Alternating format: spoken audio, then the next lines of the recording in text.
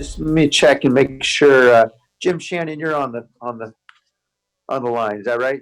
Yes, sir. If I could buy just like two minutes, I would appreciate Sure. it greatly. Take a couple minutes and then we'll jump in as soon as you're ready. Thank you. And we do have a quorum. I've been checking off people as they come in. Oh, perfect. Thank you.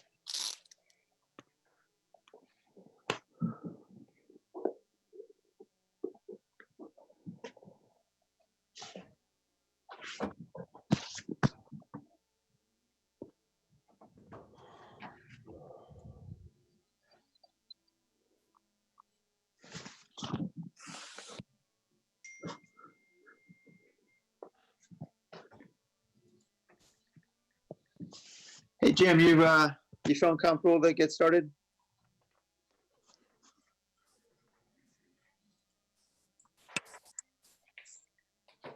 Yeah, I think so. Just kind of managing all my screens here with a few different presentations. Just make sure I got it here. We're all becoming Zoom experts, aren't we? Well, we're trying to. We got to make sure my boss is on the line here. Do we have? I I am haven't go here. that far yet, Sam. Mr. We got Sykes? him. All right, we got him. Just can't. This is Dave So many Sykes. faces here. Okay.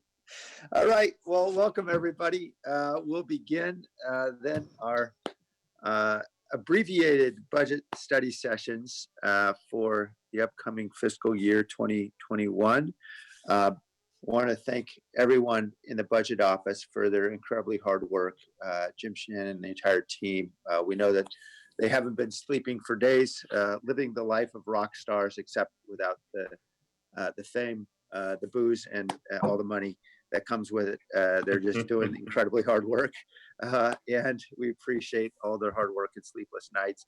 I really want to thank everybody in the city organization right now. These have been really tough times, we know, and these are times when in every department, I know very, very difficult decisions are being made up and down the organization, and the pain is being felt throughout. I know particularly for those members of our team that are required to, I guess as we affectionately call it, bump, that is move to different positions because of different cuts that have had been made. And we know that is very, very challenging. And we know obviously the impacts ultimately were felt by our residents, but I just want to thank everybody for their hard work in trying to make this work at a very challenging time, a moment for our community and for our city organization, and really thank Dave Sykes for his very proactive efforts to reach out to the workforce through several meetings now that have engaged well more than, I think it was more than 1,200 of our employees through those town halls. I think that's really critically important. We need to keep communicating and over communicating because these are hard decisions and everybody needs to understand what's at stake and be a part of the decision. So thank you all for your hard work. Dave, you want to take it away? Yes, thanks, Mayor. I appreciate that. So we're going to put the PowerPoint up, Jim. And we're going to do it this way, I think. Okay. So certainly appreciate. Yes, we can. Thank you. So certainly appreciate this opportunity. And a lot of work has gone into getting us here. If you can go to the next slide, Jim. Just I think it's important to, in some ways, acknowledge some of the obvious here.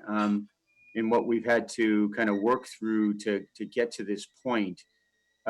Certainly, the sudden and severe revenue shortfall that we've had to address is really what's been the primary challenge, all while we continue to stop operate in emergency mode with all of our operations.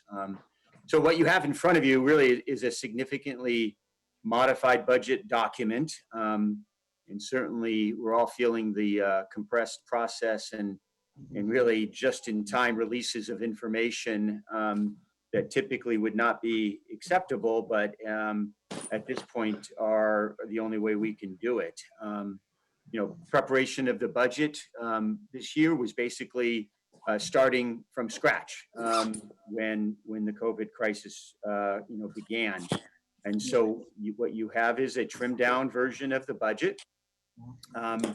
We're also not able to follow all of the direction that council has given us, which in normal times would be sacrilegious, to be honest. But we've just had to, make adjustments and accommodate and factor in what we can. And so certainly want to acknowledge that the compressed time frame and the just-in-time releases create challenges for everyone, and certainly with regard to the deliberation process. Next slide, Jim. So what you have before you is a balanced budget. That's why I wanted you. It's what you see on the screen are really the factors that drove our decision making. First of all, we're looking at this as the beginning of a recession and a long recovery. And so what you have in the budget is our attempt to address ongoing reductions that we anticipate. So about 70% of the reductions are ongoing, and then 30% take advantage of one-time monies. And we felt that was a responsible approach, given that we don't see the economy rebounding quickly, and we need to be able to address these things for the long haul. Secondly, always front of mind are understanding and trying to minimize impacts to the community, and recognizing how those impacts can be disproportionate. So we've done everything we can to reduce impacts. What has just been released this morning, just in time, is our equity review. We performed the equity review in 2 steps. The first step was to put reduction proposals into categories. And then we did a sprint screening of the impactful reductions. And so certainly not wavering on our commitment to do the review, but certainly completely challenged by the circumstances that we find ourselves. And so what we have released today is not a lip service review. It is a meaningful review of the impactful reductions. And I just want to thank the members of the GARE team that helped do that review and really came through for us. Also want to acknowledge the fact that we are an organization powered by people. And so minimizing layoffs is not just a strategy to protect our own, it's a strategy recognizing that without our people, we can't perform services. We were able to take advantage of the large number of vacancies that we have in the organization. The budget does include the elimination of 103 positions. And so this will translate to reduced capacity, reduced programming, reduced services, and we'll be going through those items in detail as we talk through the budget here. Because of the large number of vacancies, we're able to accomplish a lot of this without layoffs, even though there will be people moving from one position into another and bumping, as I said. I think it is important to note, though, that there are impacts to people. And so outside of the budget, because of the way we do things in terms of limit date positions and overstrength positions and one-time funding, there are 59 limit date and overstrength positions that will be ending with as we end the fiscal year here. 32 of those staff members do not have rights to other positions. And so those staff members will find themselves without a job on June 30th. So I just want to make sure we all understand there's impacts to people here, and they are real. And certainly just acknowledging the uncertainty as we move forward, and recognizing that there's still a lot that's going to happen and change along the way, and we need to be ready to react to that, and do everything along the way to preserve our core services. Next slide, Jim. So as I said, you have before you a balanced budget. Make no doubt there are impacts and reduced capacity in the budget.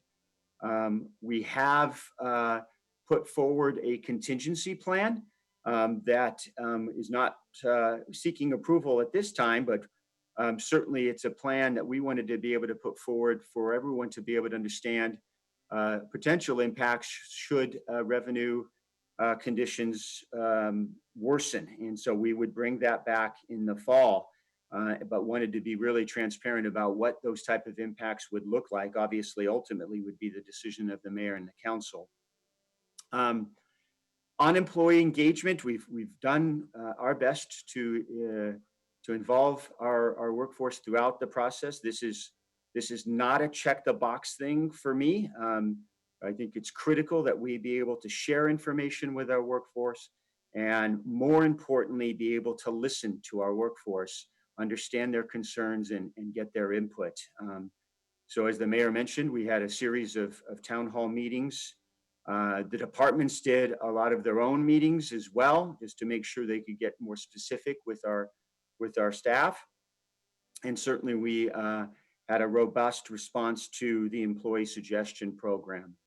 And then I think important to note with COVID, there's still a lot of uncertainty as we move forward. We're still managing through operationally, and those changes will continue as we reopen. Still working through how we can use federal funding, and still hopeful that future federal funding will allow reimbursement of lost revenue. So many working very, very hard in that area. So I'll just end on by just thanking the mayor and the council and the community for your support and patience and understanding as we go through this process. And really a special thanks, just adding on to what the mayor said, a special thanks to Jim and Bonnie and Claudia and Selena and the entire budget office. I know you all take tremendous pride in your work, and we as a city have a long history of producing quality, award-winning budgets. But I know you're all super tired. And I just want you to feel good about what you've been able to accomplish in extremely challenging conditions, and very proud of you all. And so now I'm going to turn it over to Jim, and he's going to start getting into some more detail.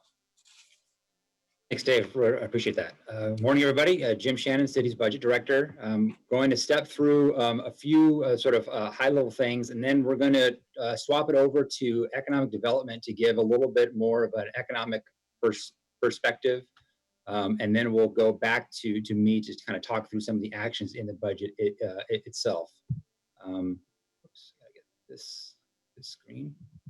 And so normally when we come to the proposed budget process, we have the forecast that's out there, and the revenue assumptions are discussed pretty in depth in that forecast, and then we move on proposing how to resolve that deficit, or in the very rare exceptions, how to spend the extra little surplus. So just a reminder for where we've been. When we put out the forecast back at the end of February, we had a tiny surplus of 500,000, which at the time we were publishing, we were seeing things change. The mayor's message release says, it's obvious it's going to change and we need to prepare accordingly. And then we've absolutely, pivoted. So, in the last 6 weeks, I think, we've as an organization, we have resolved shortfalls of 45 million and 72 million. So incredible amount of work to really pivot in a short amount of time. So I wanted to show this slide here because even though we've done this work in 1920 to solve that shortfall, in 2021 for the work that we're doing here today, we have still probably a longer road ahead of us because we know that we're probably in an ongoing situation. So back in February, we were going to project deficits even with decent conditions. We did have a recession scenario as an option, just for us to all consider to know what might happen if a recession came. And that's what's shown in the red circled areas below. But what's happened is that recession didn't just come in 2021, it's come now, and it's much steeper than what was shown here. So I think we know that we have a pretty tough road ahead of us and want to set that context. And here's what we've been through, since the end of the dot-com or since the dot-com crash, is that we've had to solve, over $700 million worth of shortfalls. And when we finally got out of the worst of it after the 11-12 year, even 12-13 through 19-20, we were really just bumping along and pretty much just structurally balanced, not much up or down one way or the other. And actually that second to last column where it says 2020 is actually a little misleading. Those are the adopted, the proposed budget shortfalls that we solved. But of course, there's a big negative now for 2020 of 45 million that we had to close. And so, this is maybe the beginning of some pretty tough times, or likely the beginning of some pretty tough times ahead. Because right now we're in a revenue shortfall. We haven't even hit yet the cost side of it, which will be coming next year when we probably have to look at what's going to happen with our retirement contributions. And so this is an example of what we're looking at here for our general fund revenue loss. When you just compare, you're excluding the revenue capture agreement, you're sort of comparing what we're seeing in this recession versus what we've seen in the past recessions. And for the COVID, what we're calling it, it's a general fund shortfall from or decrease from 18-19 of actuals of over 9%, which is significantly higher than what was in the Great Recession, which was about 5.5, and the dot-com bust, which was a little under 3. So pretty significant revenue losses here that we're going to have to deal with. Again, there's a lot of we're trying our best to figure out what that estimate is, and agencies all across the country are trying to figure that out too. And so we're going to learn more as more data comes in. But this is where we're at for now, though we need to be prepared for it to be potentially worse. These are the summarized categories of what has changed. So the biggest driver here is sales tax, and Chris Burton is going to talk a little bit about sales tax and a couple other these broader economic factors in just a moment, but just wanted to give a little snapshot here. So the revenue shortfall that we were looking at compared to what we were previously forecasting is $78.6 million. So we had a little bit of other expenditure savings, which made our overall deficit be under that $72 million number, but this is the different components here. The biggest driver is sales tax. And what makes this so tricky is, one, as we don't really know we don't get our information until 2 months after the last quarter ends. So April, May, and June, we're not going to know that until the end of August. So that's going to be problematic. But we're trying to figure out how sales tax is performing when we're in recessionary conditions and we're going to be socially distanced. And so as we try to put these revenue estimates together, looking category by category, where we have general, retail, we've got transportation, we've got business to business, we've got food products, construction, internet sales. The good thing about San Jose is that we're pretty diversified revenue stream when it comes to sales tax. We wish it would higher, but at least we are pretty balanced. So figuring out what the impacts are in each of those categories has been a little bit challenging.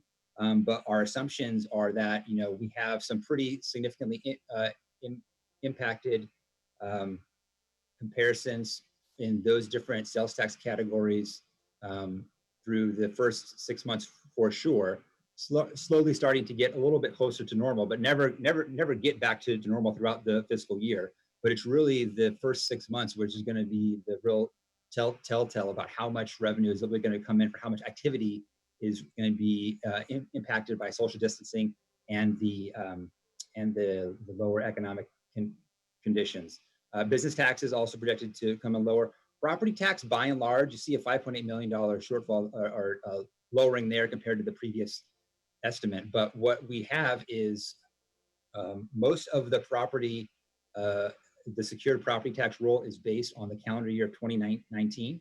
And so that's closed. And so most of what we're going to receive in 2021 is going to be based on the 2019 calendar year.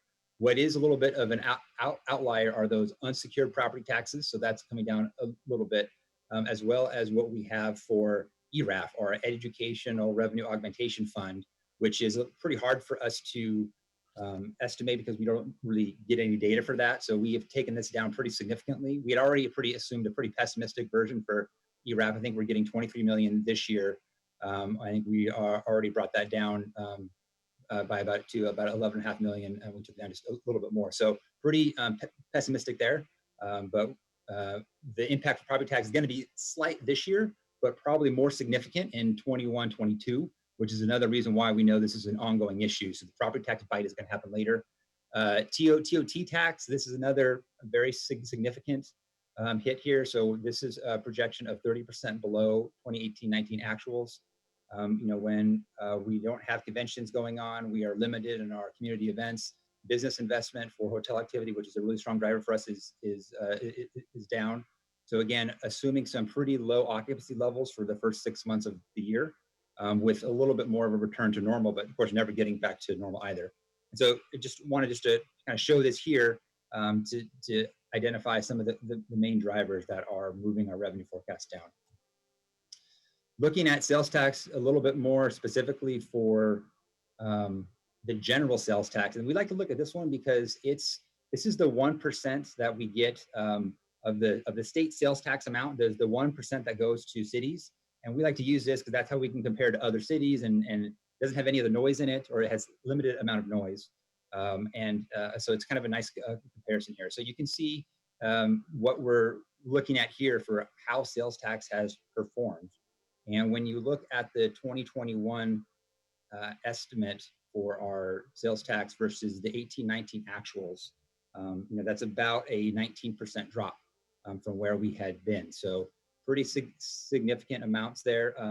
It is in line with, we're a little bit more pessimistic or in line with other jurisdictions that are out there. The state, when we kind of dug into some of what the state of California is projecting, they were projecting a 27% decrease from sales tax from their previous estimates for 2021. But when I went and kind of compared what they're estimating for 2021 versus what they had for 18-19, they were about at a 20% reduction. So pretty close to line what the state is for now. But again, this information is changing rapidly. And so we're going to keep an eye on it as things proceed. And I think now what I'm going to do is I'm going to switch over here to have economic development give us a little bit more in depth on the economy. So please bear with me as I change up.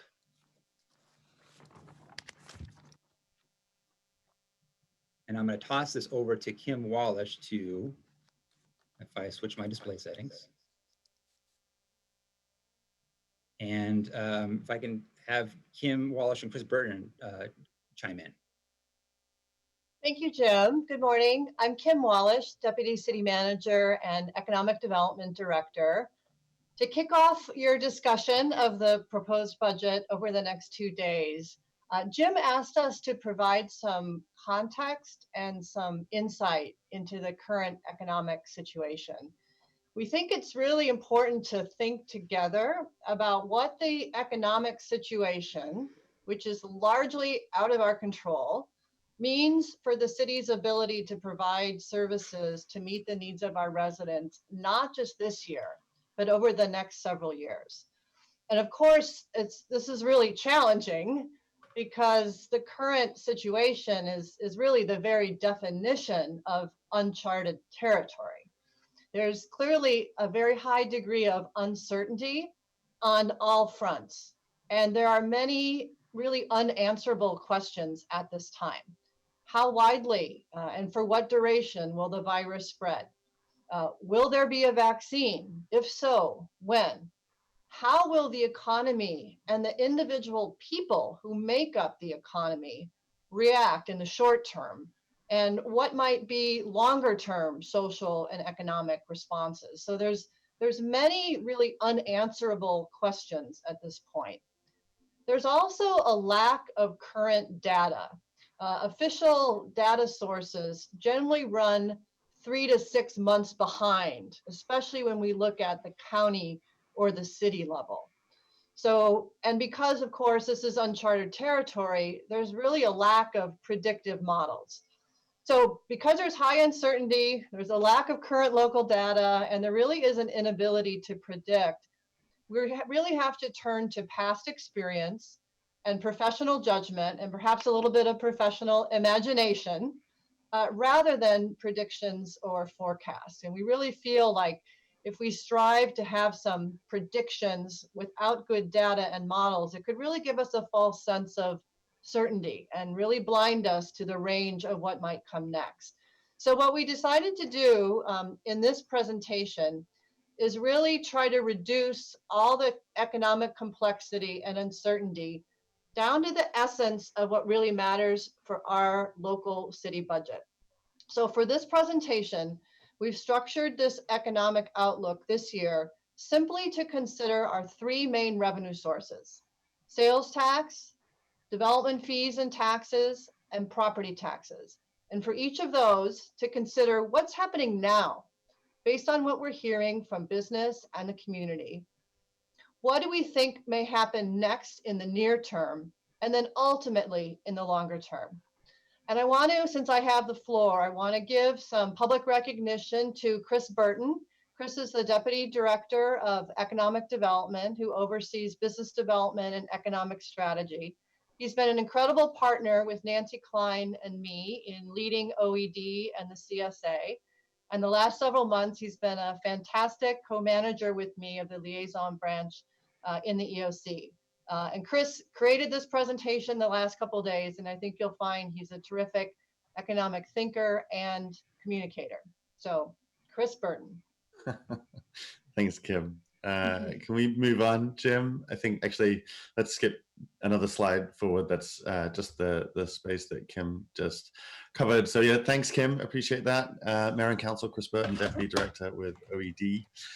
So I wanted to begin by setting a little bit of economic context around the pandemic. And especially around the sort of necessary mitigations, which really, we're in unprecedented and, as Kim said, uncharted territory. And today we very much remain in the sort of acute phase of this crisis, with modifications to the county order still only allowing small amounts of businesses to return to the workplace. So our current economic conditions continue to be defined by this shelter-in-place order. This means that we're faced with a crisis that's not the result of actual economic weakness. And so this is why we're in this uncharted territory. It's merely a result of having to shut down large sections of the economy. And that includes, most manufacturing, restaurants, obviously retail, hotels, and travel. And so this kind of creates a paradox and this sort of lack of real-time data that Kim is describing. And it makes it really difficult to predict how the economy will rebound and as we start to emerge from shelter in place. And so there's been a number of different scenarios that folks have been talking about. I want to touch on them and just recognize them just briefly in this presentation, and just sort of understand kind of what we're seeing. Given the nature of kind of shelter in place, there's certainly diversity in these scenarios, and it's definitely becoming a bit of a keyboard of scenarios that we're seeing. The first being, people have talked about a V-shaped recovery. So given the immediacy of the shock and the immediacy of the impact that we've seen in the economy, that there's potential that the removal of the shelter-in-place order will result in folks returning to work relatively quickly, that people will, get back to shopping, that sort of normalcy will ensue, and as such, we'll see some level of recovery. Given the extended nature of the current shelter-in-place, I think if we were to see this scenario, it's definitely becoming more of a U than a V, and the longer that shelter-in-place goes, that's going to extend out. The next one that folks are talking about is an L-shaped path to recovery, which is really the worst case scenario of the three. And in that sense, we've seen this very steep decline in economic output as we've seen the onset of COVID and the shelter-in-place order, and that recovery will remain relatively flat for a period before a long protracted sort of growth out of that situation. Probably the most likely outcome is almost a W, which is where we see some immediate gains following the end of shelter in place, but then as a result of subsequent economic shocks, whether it's major business failures or in the event of subsequent outbreaks of the virus and a return to shelter in place, that will experience this kind of bumpy road of this sort of in and out and up and down around the recovery. So the duration and ultimately the transition out of shelter in place are really the defining factors on how the region begins to stabilize and ultimately begins that recovery process. But we're also sort of very conscious of those impacts of the state and federal assistance packages as these funds become expended, and depending on whether or not there's subsequent rounds of stimulus, we'll start to get a much clearer picture of the real economic impact, which based on our experience of the previous recession is probably going to extend out over a 2 to 3 year time frame. Next slide, please, Jim. So as Kim mentioned, we're going to touch on 3 areas. The first of those drivers we want to talk about is sales tax, which is kind of a proxy for consumer spending as well and consumer confidence, but it's also an important source of general fund revenue. While sales tax is sourced, as Jim was mentioning, from a whole sort of diverse number of transactions and areas, we often use the retail sector as the most visible kind of measure when considering the impact of the pandemic. And so as we know right now, the majority of sales tax producing businesses are either partially or fully closed. Some businesses have successfully transitioned to online sales. We've seen other essential businesses that have incorporated curbside pickup into their model. And so when we see the sales tax receipts for this period after that kind of delayed process, it's clear that we'll see that sharp decline in revenues as a result. But then also as we move into kind of those near-term impacts, I think we'll continue to see disruption and churn as we understand the impact on some of those smaller and independent retailers. One issue within that I think we'll be closely following is worker availability. We've already seen and heard from a couple of businesses that could be open but had initially closed, that their employees are concerned about returning to work on a safety basis, and that because of the federal assistance, they could continue to stay at home. So, as the same is true for customers and their perception of the health crisis, it's more likely that, that those perceptions will drive consumer habits than the actual health order. And then long term, I think there are 3 defining factors that will ultimately impact sales tax as we look at it from a budget perspective. The first is the question of how many transactions consumers have been forced to move online because of the pandemic, and how many of those will actually stay online. So the convenience of that online shopping as we've all been at home, especially as delivery times continue to come down, may change consumer behavior significantly in subsequent years. The second is with any slowdown or economic shock, consumers start to conserve resources, so they're less likely to make some of those major purchases on things like appliances or vehicles. And then lastly, we anticipate sort of an acceleration in the ongoing transition within the retail industry. So as we look back to the last recession, we saw not necessarily the recession itself impacted those retailers, but in the years following, the consumer habits and spending patterns altered sort of the focus of those retailers, and that's where they ran into difficulties. And so we saw, a number of closures. We've already heard pre-pandemic that there were a couple of major box retailers that were struggling, and certainly through this period, we're hearing more about that. So that'll be the third sort of area we're going to look at closely. So next slide, please, Jen. And so for each of these areas, we kind of wanted to give you a few data points just to give you the context. So in this slide that we've used in the past to demonstrate our sales tax trends when we've done this presentation.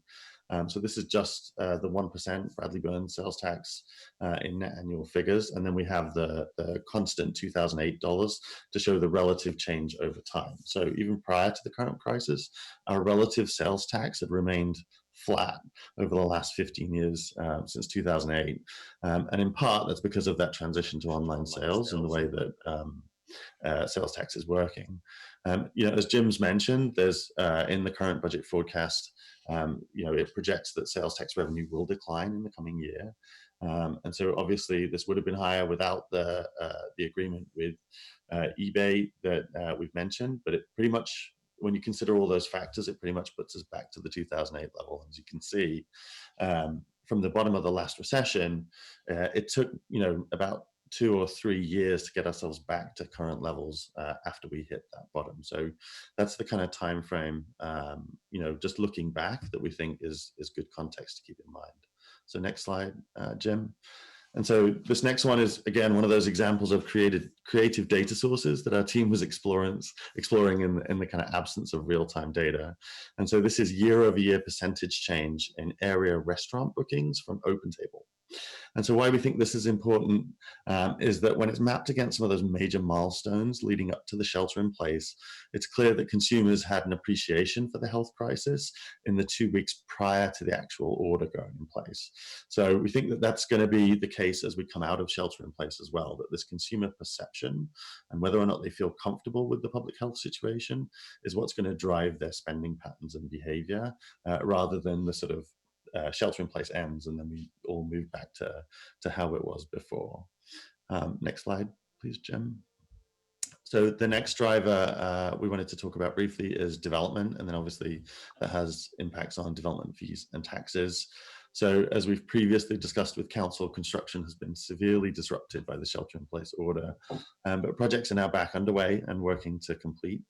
While residential projects are moving to complete their construction as quickly as possible, there are some early signs of hesitation in the commercial market, and we'll likely see some of those projects slow down to understand how the market's going to respond in the coming months. There are obviously going to be changes to the way we think about and use workspaces in the near future. Over the past 10 years, that trend has generally been to increase employee density, so put more people in the same spaces. But now, because of social distancing, plus some of the carryover from employees working from home and telecommuting, we think that folks are going to start thinking differently about workspaces, and as a result, developers will likely want to see how some of those transitions play out before committing further dollars. So near time, we may see some sort of brief uptick in permitting and leasing on the commercial side, especially around existing spaces, and that's as businesses really understand the need to spread out and look to redesign their spaces. But it also means that we'll see a significant slowing or stopping ultimately of speculative commercial development. In the long term, we expect that the development economics of residential will remain extremely difficult. The primary challenge that we know well has been the misalignment between costs and returns. And while rents likely won't go down for residential, the rate increase may slow, which is what's going to give investors and financiers pause about investing in new projects. At the same time, while construction costs can generally go up quickly, they tend to take a longer time to come down. And this is probably going to be compounded by disruption in material supply chains and then labor availability as well. So combined, these will only further increase the pressure on the region's housing affordability and availability prices. In the long term, we think there's opportunity for development, and it remains to be the sort of large privately financed commercial development projects, especially given the continued focus around regional transit, which means that downtown and Diridon are going to continue to be important factors in the recovery. Projects like Google and J. Paul and the West Bank portfolio represent our best potential for countercyclical opportunities around development. Another important factor just to kind of bear in mind is the impact of opportunity zones. So billions of dollars were literally placed in the zones prior to the COVID crisis, and those funds are going to look to deploy in the coming years as they hit certain milestones. And so again, downtown in that context becomes a significant asset for countercyclical development. Next slide, please, Jim. So again, just to provide some of that context on the last recession, next couple of slides show both the commercial and residential development markets. It's worth noting that these charts are from CoStar, so they may look a little different to what you're used to seeing based on permitting data. But the first chart shows construction starts in square feet and vacancy rate of our office market across the last 15 years.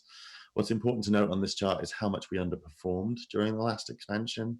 So many of those vertical bars represent single projects. Literally, we can call out the projects. So, during the last recession, it was, River Park 2 and the Oracle building. We're going up during that period. Then we see that significant drought for the 5 years. And then you hit Q3 2013, and that's Samsung, literally. And then you start to see in subsequent years additional projects, and that's Coleman High Line and a couple of other key projects coming online. What also contributed to this sort of lack of development was the repositioning and renovation and repurposing of some of those existing building stock, which was a far safer investment than constructing new during that period.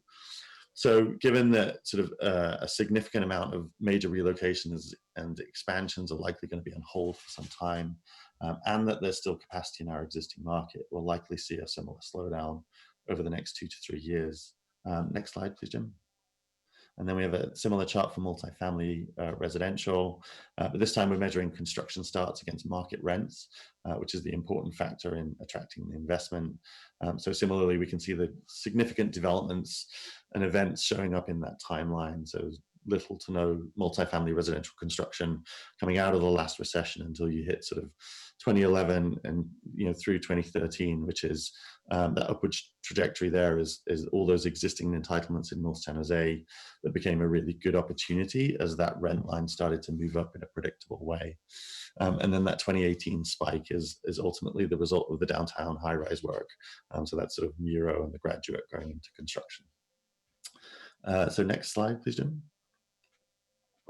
So the last of the three areas, and Jim's already touched a little bit on property tax and why it's kind of different to sales tax and development, and sort of why we see the sort of longer term trends when it comes to property tax. But we wanted to touch on this briefly. So obviously, as we see it today, the values are based on January 1st valuations. Property tax payments were due early in the pandemic, and so that's what's giving us that steady projection over this coming year. But in the near term, I think really where we start to see the sort of changes in the way we're thinking about property tax is around property sales. And that's because these taxes are generally assessed and assessed as a result of major shifts based on sales. So we'll expect to see a decline in the number of commercial property sales as owners kind of wait out this transition in the market and understand what the impact is on valuations. Similarly, in the sort of single family residential market, I think we'll see a slowdown in the volume of sales over the next 2 years. But again, it'll be interesting to see what happens with values and prices, just given that we're still in the midst of the housing crisis. And there are other sort of social factors that are yet to be fully understood. So what's the impact of people's perception on their personal space? Does the value of having a single family home and a garden in the context of shelter in place change people's perception on where they want to live? And then ultimately, long term, we expect to see that sales and values will slow and maybe even decline in some cases through the next 2 to 3 years, but ultimately will begin to trend upwards. So next slide. And kind of just to demonstrate that, this is kind of a chart that shows our experience with the commercial property market from the prior recession through to today, based on volume of sales measured in dollars and price per square foot. And so this is office, industrial, and flex, which is the sort of majority of our employment lands. And as you can see, no one likes to sell in a down market. So as prices dropped through the last recession, so did the volume of sales. And it's not until they reach close to the previous high point from a price per square foot that portfolios really begin to trade with any kind of volume. It's also likely that some commercial property owners will seek to reassess sort of through the downturn based on an assumed reduction in value in the next couple of years, which may impact property tax revenues. But it's difficult to really understand how this is going to play out when you're sort of using the context of the last recession, given that economic event was so centered around major shifts in sort of the real estate industry and the economics that support it. I think the other important note that we're thinking about is that through the last expansion, a lot of opportunity sites traded. So, in large part, that's due to changes in the general plan, the opening up of new mixed use opportunities. So these will tend to represent longer term holds for newer owners. So bar any major financial events for those either entities or individuals, it's unlikely that we'll see any kind of major sell-off of real estate. Next slide, please, Jim. So I wanted to close just by touching on a couple of really important contextual points, which aren't as directly linked to the budget, but are certainly important in the context of the local economy and as we think about it.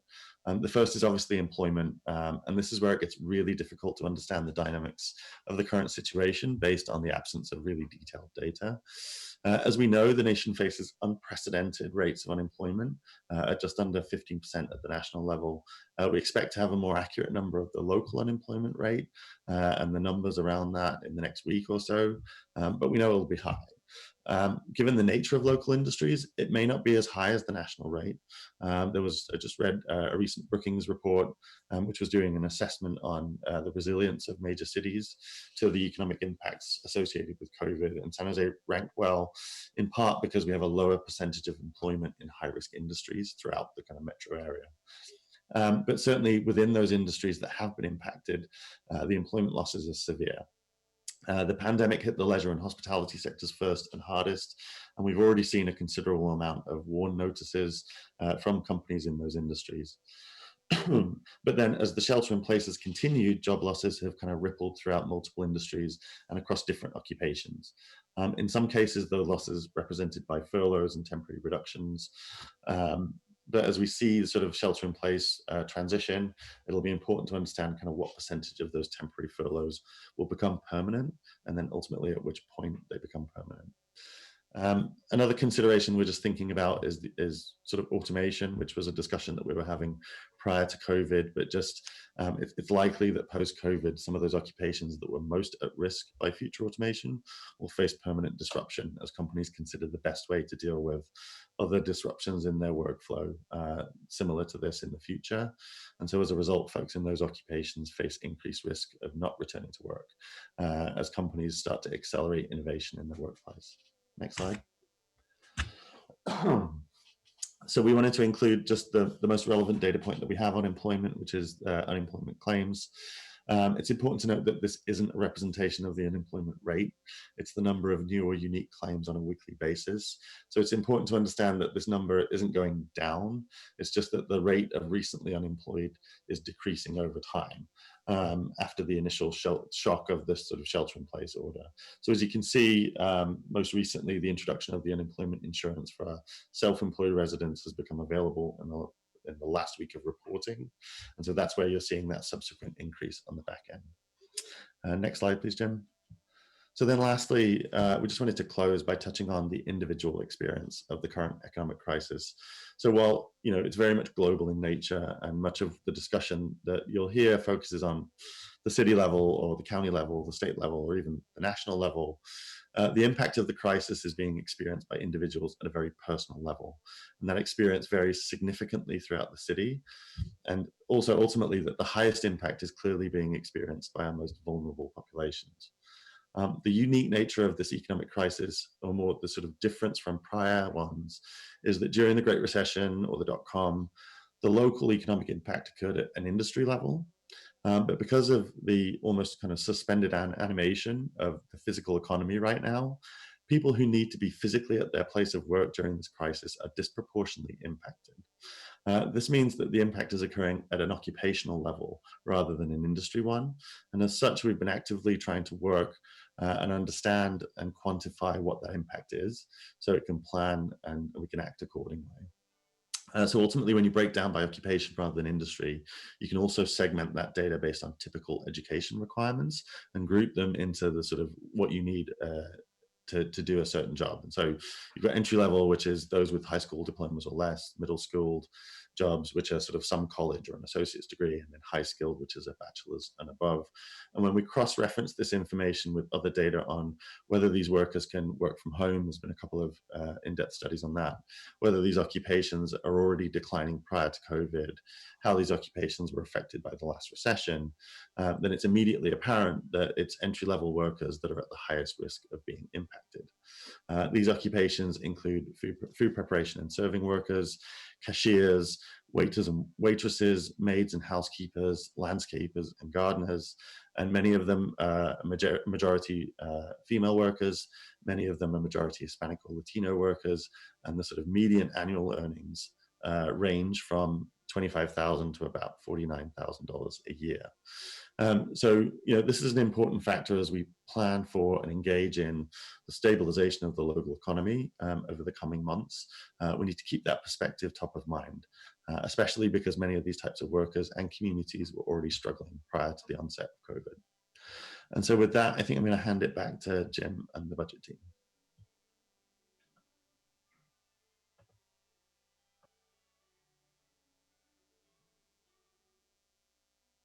Jim, you're muted.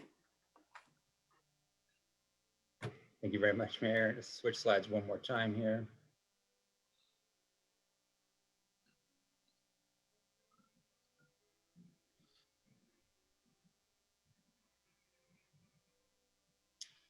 Great, so thanks, Chris. So just want to move through a little bit just about the overall budget now that we've kind of got a little bit of that context. So here is a donut that, these slices look about the same. They're just a little bit smaller this year in the general fund, but we do have a pretty diverse array of revenue sources, which has been important for us.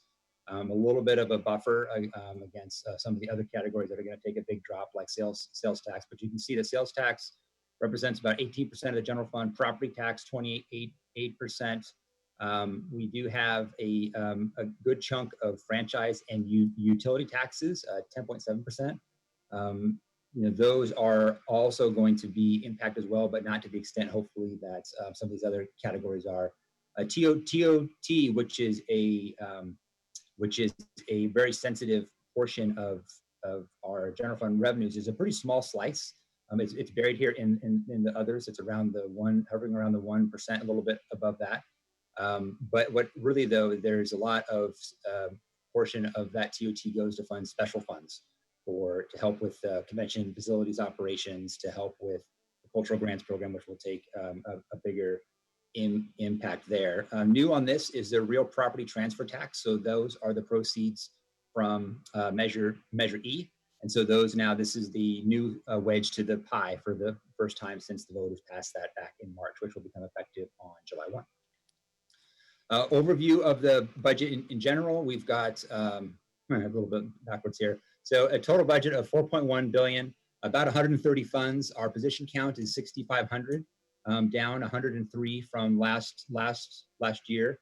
You can see that the slices of the pie here, we have the general fund is about 26%, capital funds about 22%, and special funds about 52%. And remember, special funds are generally those funds that the revenues are restricted by nature based on what the services are provided. So the airport operations, for the wastewater treatment plants, for example, the water program. So all those programs are what we call special funds, and they're generally not available to be used for any other government purpose like police, library, fire, stuff like that. When we look at how we spend our money, just like Dave said, we are powered by people. And so the majority of what we spend our money on are personal services. These are our labor charges. And so that accounts for 67% of our expenditures. We've got a smaller slice here of our non-personal equipment expenditures, which is consultants, supplies, materials, citywide expenses, which are those that are sort of cut across multiple departments. We've got a little bit of slice for capital contributions, just to maintain a little bit of our built infrastructure that is general fund funded. We have some transfers. We have a number of things that are earmarked for specific reserve purposes or are part of our contingency reserve. And that makes up the balance of what we generally spend our money on. And the types of uses, like many cities, we spend a lot of our costs on public safety, one of our core responsibilities. So 52% makes up our public safety wedge here, with other slices being considerably smaller when we have the capital maintenance types of departments like public works, community services, which are library and our parks departments. Our non-departmental, that's that wedge of citywide and transfers, which makes up pretty big slice there too. And then our general government, which are more of our strategic support functions. When we looked, as Dave mentioned, to kind of go back to sort of the approach for balancing the budget, we want to make sure that we bring all of our funds into balance. So we have the general fund, which we spend a lot of our time talking about. Of course, we also have those special and capital funds that we need to be mindful of. We want to make sure that we resolve our $71.6 million projected deficit. We solved all of it on a one-time basis, and we solved all but 19.7 million of it on an ongoing basis. And so I'll show you that on a slide later, though. But because we had to, because of our compressed time frame and the uncertainty, we came forward with an approach that balanced our ongoing reductions with our one-time reductions to give us sort of a balanced approach for how we move forward step by step as we kind of move through these really uncertain times. As we were putting the budget together, we were the impacts on the community and how those impacts might be different depending on the communities was part of our thought process. And as we were thinking through it, we have these proposals that are impacting the community and the organization, and thought of them in these different sort of buckets. And one of them is the COVID-19 impacted services. Because of the shelter in place restrictions, because of the things that we have to do as a society to continue to combat the pandemic, there are going to be certain things that we're just not going to be able to do as a city, especially over the next 6 months. And so there's going to be some savings because of that, which is recognized in the budget, but there's also some service impact recognized as of that also. So things like the suspension of the aquatics program, the suspension of family camp, a one-time reduction in community center operations. Those sorts of things are sort of directly related to COVID and have impacts. There are other things that are also direct service impact too. When we think about the reduction of 4 hours for library hours, when we think of the CSO proposal to reduce vacant CSOs, a variety of other proposals that are part of this budget. We have the strategic support impacts, which would be those impacts that affect departments like finance and HR and public works, which are don't directly impact the community, but impact the ability of the city to support those forward-facing departments. And so there are impacts there as well. And we also have a number of proposals, or a few key proposals with a big impact to reduce our general fund deficit, but actually don't have a service impact. And so we're able to really strategically use those proposals to help solve a lot of our deficit. And I'll talk about that in a second. And again, just to mention that our positions are down about 1.5%, about 103 positions from where it was a year ago. Our strategy here, very broadly speaking, we have our deficit of 71.6 million. We have this is our how the budget is balanced in 2021, and then how to think of it from an ongoing perspective. So what this says here is that we've got, we started with a deficit of 71.6 million.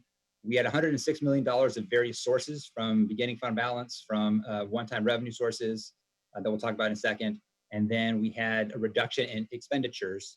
And when we factored all that in, that's how we resolved that, that shortfall in 2021. But not all of those reductions are ongoing in nature. And so at the end of the day, we still have 19.7 million, about 30% that we solved on a one-time basis. And what this number represents is that everything being equal, whatever is next year's deficit would have been in 21-22, you add $19.7 million to that. And so that's why we're always very conscious of trying to make sure that we align ongoing revenues with ongoing expenditures to the best of our ability. You know, this year is really challenging, so we weren't able to do that right at this moment. And we're able to leverage some other sources here and some reserves, but just want council to be aware that's, you know, that will have a carryover effect when we get into the budget for 21-22.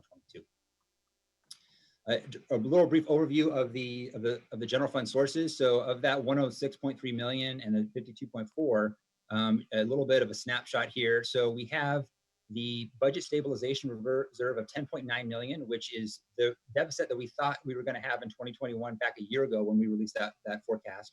We always set aside that money as part of a balancing strategy to make sure that all things being equal, which they're not, we would at least be able to solve that deficit on a one-time basis. So at least we're cashing in that $10.9 million to help us through. We are recommending to use a small portion of the budget stabilization reserve. So it's a $32 million reserve balance currently. We're recommending to use $5 million of that, trying to preserve as much as possible as we can to help us get us through if things get worse. And also for the following years when we know we're going to have multiple years of struggling to balance the budget. So want to preserve that budget stabilization reserve for as long as we can. And a couple other things I want to point out here. So we do have some reimbursement coming in for the Dearborn Station development planning from Google, which is, that process is still moving forward to fund costs. We have our annual grant from Urban Areas Safety Initiative, Security Initiative, our UASI grant to fund positions in Office of Emergency Management. We are recognizing, because of those COVID impacted services, a large portion of the fee revenue that's represented here from parks, recreation neighborhood services is related to the suspension of those activities, along with some ongoing components for some other reductions. We do have recommending the elimination of the library late fines for juveniles. That's been a suspension for the last couple of years, recommending to make that permanent as part of this budget process. It would be a reduction of revenue of about $200,000. And then we have another smattering of reimbursements grants that is also part of it. On the other revenue side, we've got Measure E here. So we have estimating about $30 million in Measure E proceeds. The budget keeps intact the direction that council gave us back in December to have those revenues be applied for homeless prevention services and for affordable housing. So you'll see that in the budget document. So those are preserved for that. As indicated in the mayor's message, also, we are leveraging debt as an important tool here. So we have some outstanding debt for the City Hall lease revenue bonds. So we're going to refund those a portion of those bonds. We're going to be able to recognize $26 million of one-time savings from a reserve that was previously set aside. But because we have a good credit rating, we can pull that reserve out, use that reserve to pay down debt elsewhere, and then get ongoing savings. So we're going to be able to pay off the Los Lagos golf course debt, and then we're going to be able to pay off the debt related to the streetlight conversion a few years back. So that's going to give us some ongoing savings there. Here we have the $22 million on an ongoing basis, which is the annualization of the revenue capture agreement with eBay. $11.1 million is recognized for federal housing dollars that will be used to purchase surplus city property that will be developed for affordable housing in the future. And then we've got a little bit here, so you see a little bit of revenue for communication facilities, property rentals, and then we have the revenue component of our pre-funding of city retirement contributions, whereby because we have a different market situation, the retirement boards, when they're applying their policy to determine whether or not the city should be, determine whether or not what type of discount the city would receive if it paid upfront a large portion of the retirement obligations that would otherwise be paid throughout the year, there's a discount associated with that. The level of discount is related to the extended period of time that the market is in a positive territory. Because we had for a number of years we had done the retirement pre-funding strategy, which has saved us some funds.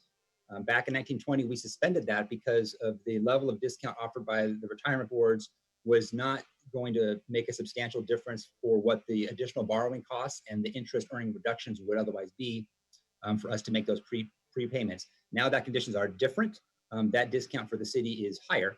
And so we want to take advantage of that opportunity. So we're going to recommend to pre-fund tier 1 retirement contributions as part of our budget balancing strategy. What that means is that we're going to use some of the cash we have on hand, use some short-term borrowing to make that prepayment, and the savings from the retirement contributions less interest earnings and the debt service is going to result in about $7.5 million savings for us. And so that's part of our strategy. So you see this little line for reduced interest contributions. That's what that is referring to. And then on the expenditure side, we've got a bunch of different categories here, and this is what the whole budget book is really talking about. So I won't get into these too much, but what you do see is the Measure E allocation for homeless prevention and affordable housing. We are recommending to set aside $11.1 million as part of for the future deficit reserve. That was the deficit we had anticipated back when we released the forecast a couple of months ago. That deficit surely was going to get larger, but we at least want to set aside the dollar amount that was forecast in that document as a starting point to make sure that we have something set aside for next year. We've got a number of limited investments in some one-time services. We've got some limited investment in technology and infrastructure backlog. Just a few little bit of service level enhancements, very targeted. We have set aside a couple of reserves, so recommending for the essential services reserve for that to be at the level of $1 million. That was recommended at a $3 million level in the mayor's March budget message, but as the message itself pointed out, that conditions would likely change, and they certainly have. And so we're recommending that at a level of $1 million, along with $500,000 for a litigation reserve for the city attorney's office for potential use.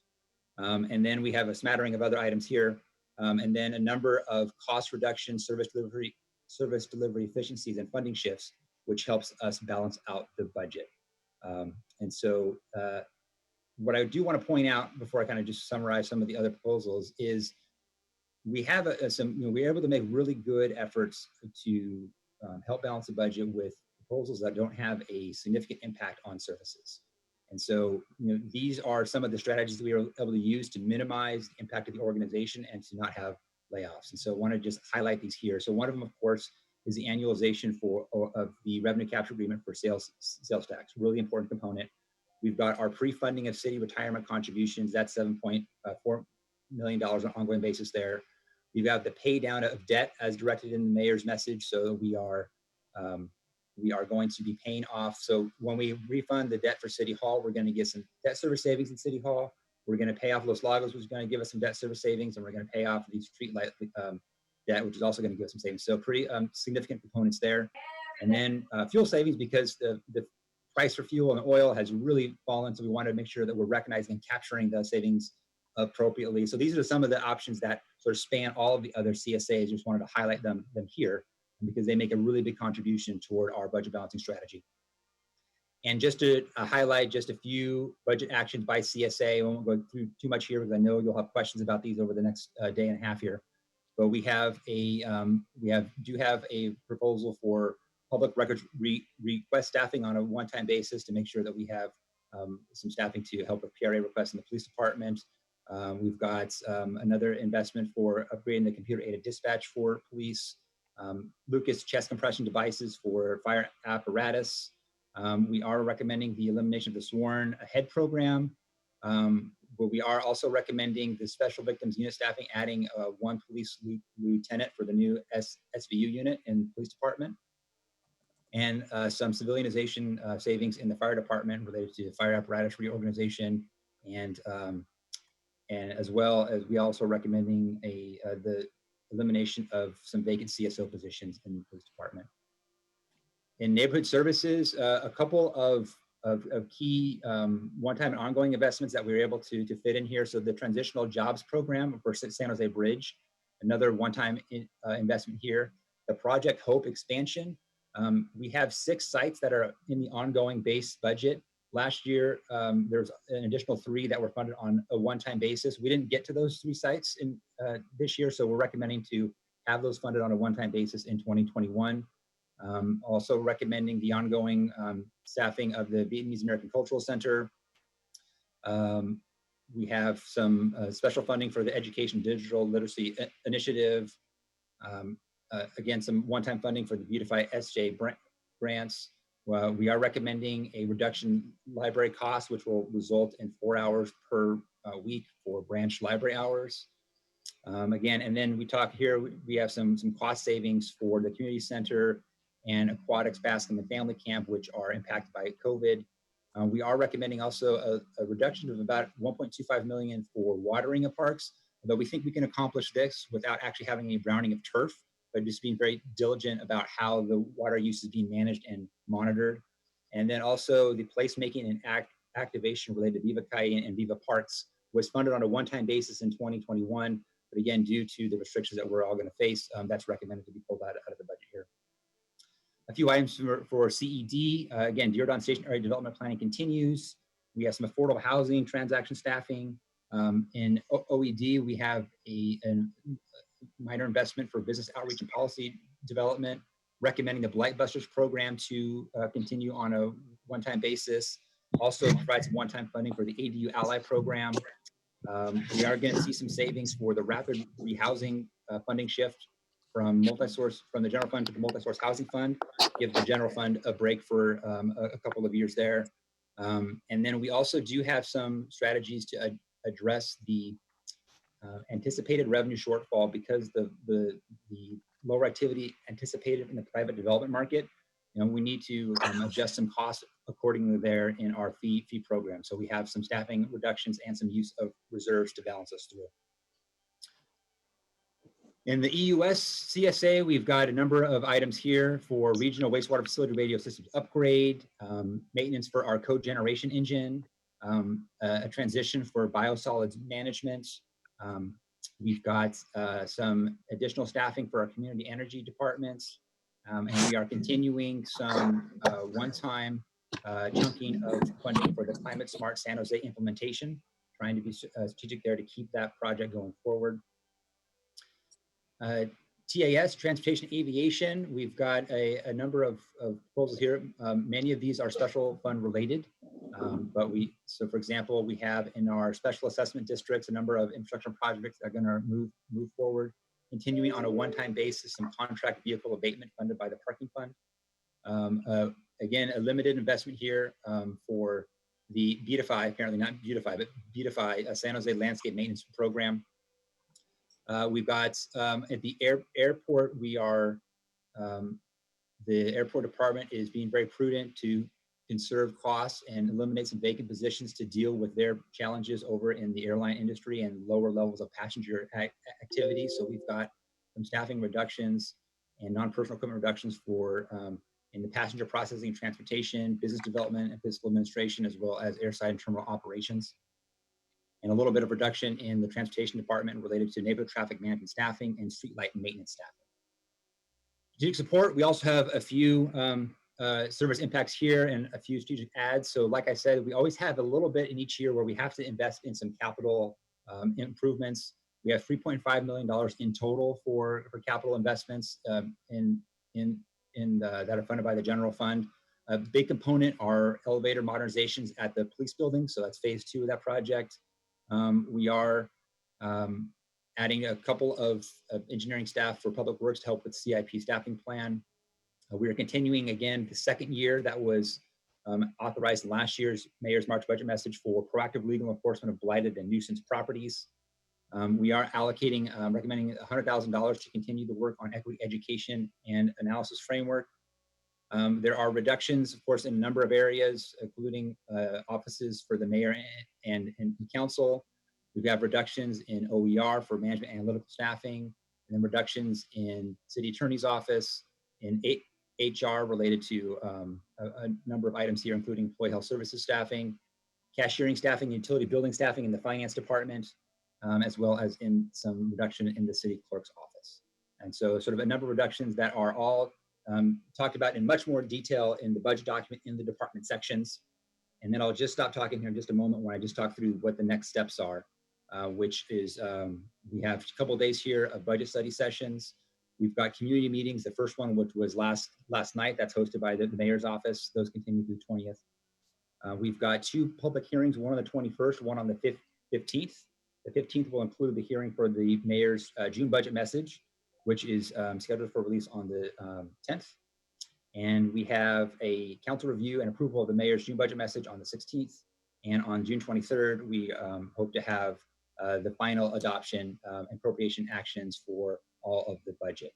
And I will stop there. And again, a sincere thank you to both my leadership team and to the budget office, who worked just incredibly hard when we're all distant to try to figure this all out in a short amount of time.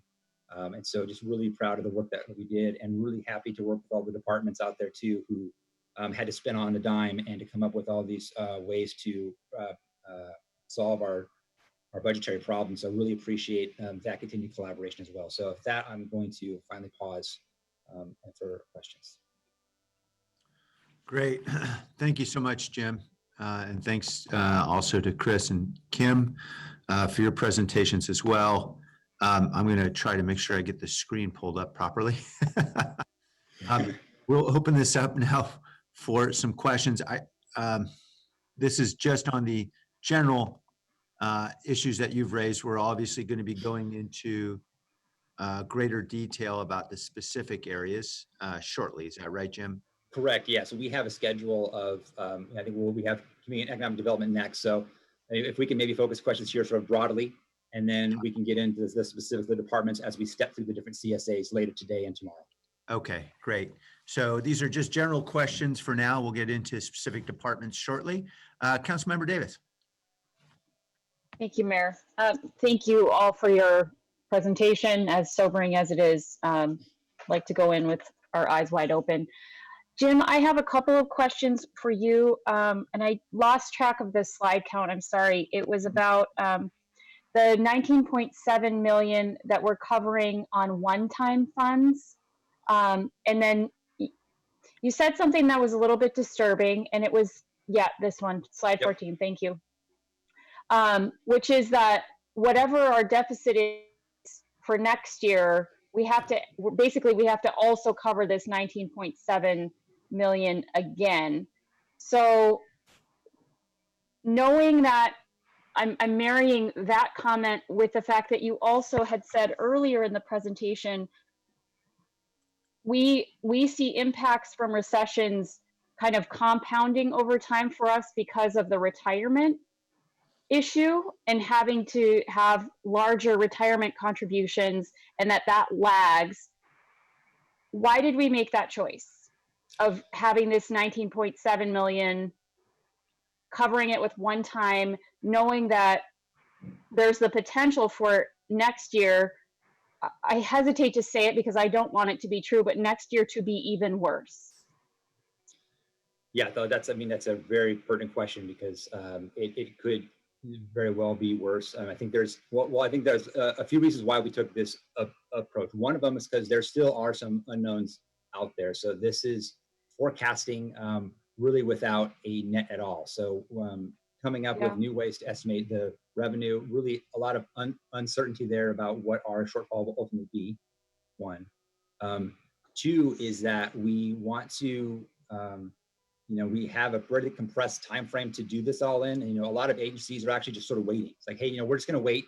We're going to come back in the summer and figure it out then. And, we're already a lean organization and we just can't wait. So we have to take action now. So we know we need to sort of do that now, but we also need to be mindful that we just don't have the time it would take the way we would, in a normal budget year where we would have this deficit identified back in December. And we'd be able to work through several months, being really thoughtful about which ongoing reduction we were going to take, because we know when we have to balance all this ongoing basis, the impact to the community grow. So we want to make sure that we take a reasonable chunk here that we can get at, mindful that absent more time, it gets dicier the more we have to dig into the service impacts. The other thing too is we do have that budget stabilization reserve at 32 million. So want to be able to, that was set aside for things like this to help bridge through. So that when we can't grab it all on an ongoing basis in 1 year, it helps us sort of step through that process to get us through until we can address it all on an ongoing basis. Okay, that's really helpful, and I appreciate you elaborating on that. I also wonder, and I know we haven't talked about it, but is there any amount of our ongoing deficit, or I guess it would be one-time money, but that the CARES money that we got will backfill? Because, so for example, we have public safety working on, COVID related calls. We have 100 people working on food distribution. That have we budgeted for them in the general fund, or are we budgeting for them separately? So that's a really good question. So those expenses and the CARES Act funding are not part of this budget that's presented here. So we are working through that. So we're working through, the CARES Act has, some guidance out there. It's been evolving a little bit. We want to be just to step back a second, there's probably two things that we're really trying to focus on. One is the nature of what the city's response has been and will be is evolving. And so trying to nail down what that cost is a really important component of it. So before we know what that is really going to be, we don't want to budget for that yet. Two, we want to be very careful about what the eligible cost for CARES Act funding is. So some of the guidance for both CARES and FEMA has been shifting a little bit since it was first released. Before we make a commitment on which costs we can reimburse ourselves for, we want to make really sure that we can keep that money. What we don't want to do is recognize a ton of savings and then be able to give it back. But absolutely, it's going to be important. It's going to be part of our process. As we go through the end of the fiscal year, we're going to be evaluating that, and we're going to bring back recommendations to council to budget for those costs or to identify those costs which should be reimbursed or otherwise categorized. Okay, thank you. I really appreciate that. That makes sense in the context of also doing this carryover of the 19.7 million, because we know that sort of funding sources will shift compared to what we see here, is what I think you're saying.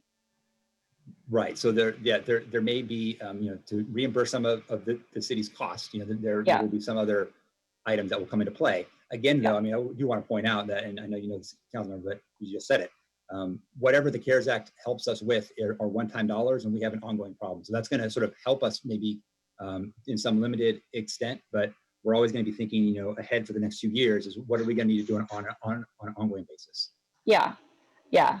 Just helps to soften the blow. It doesn't protect us from it completely.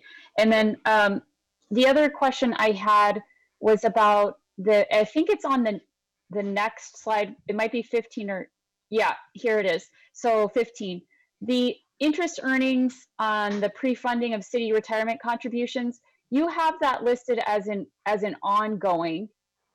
Why is that not listed as a one-time? Because so it's part of our overall,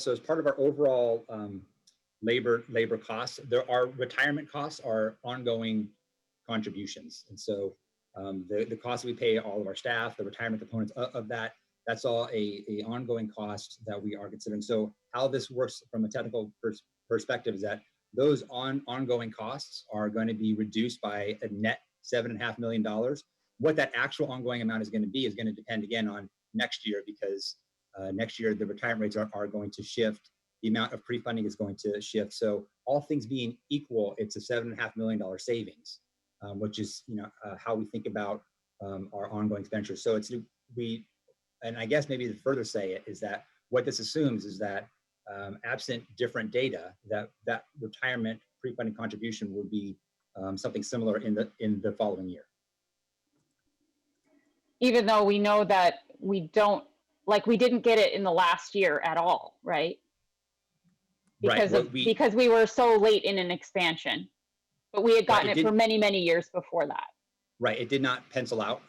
Right, so so yeah, it did not pencil out, which is why we didn't engage in it in 1920. It seems to work now. We'll have to reevaluate that in the following year, but for our purposes of what they think the ongoing retirement labor costs are going to be, those assumptions are carried forward on an ongoing basis. Though okay. in actuality, what the actual actuarial evaluation of how we end this fiscal year will substantially impact what that amount is. Right. Okay. Do you think that by the time we come back you didn't talk about the contingency plan for sort of the phase 2 of cuts, which is totally fine. But we've been talking about it. It was in the message.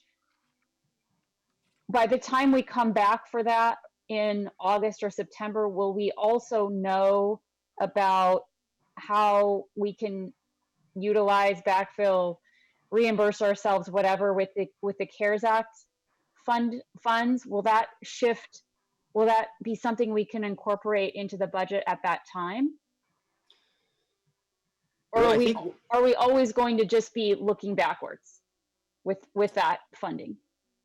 Well, I think it's going to be a combination of both, because we're going to be, but I don't want to wait until August to have that. I mean, we want, that what our response is going to be for COVID is evolving, but there are some costs that we're going to need to plan for in the future. So we want to identify what those are before the start of the fiscal year begins. And we had some of that discussion on Tuesday about, what some of those buckets are. So we would want to have that. I think it would be a combination of here's what we think our future costs are. And here is, based on what we think that amount is, and then based on what we think may be potentially eligible, here's what we want to reimburse that are eligible for reimbursement. I would like to do that, ideally, I think we want to do that before August, but that may occur in multiple batches too. So it may be that we take a chunk, now for what is appropriate. And then we keep monitoring it, because again, I think our response to COVID is going to evolve, and frankly, the funding sources and the eligibility can also evolve too. And so it's not uncommon for guidance to change, and then for us to be in a position where we have to give some money back. So we're going to consider both of those things as we move forward. Thank you. So just one last, I think, clarifying question. So when the guidance changes, it's whatever the most recent guidance is that applies. So if you're going along and you're spending based on, let's say, April 25th guidance, and you're reimbursing, and then they change it on May 5th, whatever you spent based on April 25th guidance, if it's different from the May 5th, then you have to those no longer become eligible? And then you're on the hook for that? Is that how I'm that hesitant to works? ask that. I think I'm getting into territory that I don't really know that well. All I will maybe say, and maybe, again, has Lee to jump in if he knows, or maybe Rick potentially, but as the guidance that we've seen as change has evolved, what I'm hoping is that the guidance that's out there doesn't revert back. I don't think that will be the case. I think it'll be just a further clarification and refinement of the guidance. So the CARES Act guidance was very broad, and it's starting to narrow a little bit. And so Right. we just want to keep an eye as that gets more refined there. But I see Dave maybe wants to. Yeah, jump and in. I think you have it right, Jim, and certainly, where the process has been working, and others know more than I, but it is a refinement, it is a clarification. It's not unlike what's happened with the public health orders, that they come out, and then there's, through FAQ process and other process, a continue almost refinement of and clarification of what the order is. So the same thing's happening with the funding sources. So I think Jim's right. I don't think we'll see any type of like reversion or anything like that, but clarification that hones down to what we, get confident that we can reimburse ourselves for. Okay, thank you. I just want to say, and I know I say this every year at budgeting time, but it continues to be true. I really appreciate the cautious and conservative and caretaking approach that you all have to crafting a budget that walks a very fine line in the best of times, and really minimizing the number of service reductions and the number of personnel reductions. I very much appreciate that, and I think having this two phase approach while we're waiting for more clarification and more data, I think it makes a lot of sense. And I hope that come August, we won't have to take those extra steps. So I just really appreciate that we've continued being cautious and not, so that we don't have any other terrible surprises at the end of this. Thank you. Thanks. Thank you. Councilmember Esparza?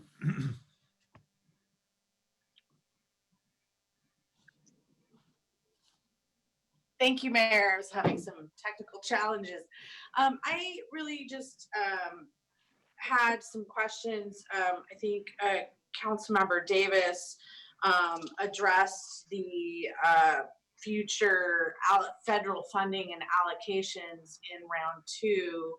And so I guess given the fact that the HEROES Act is coming up, it's by no means a certainty in Congress.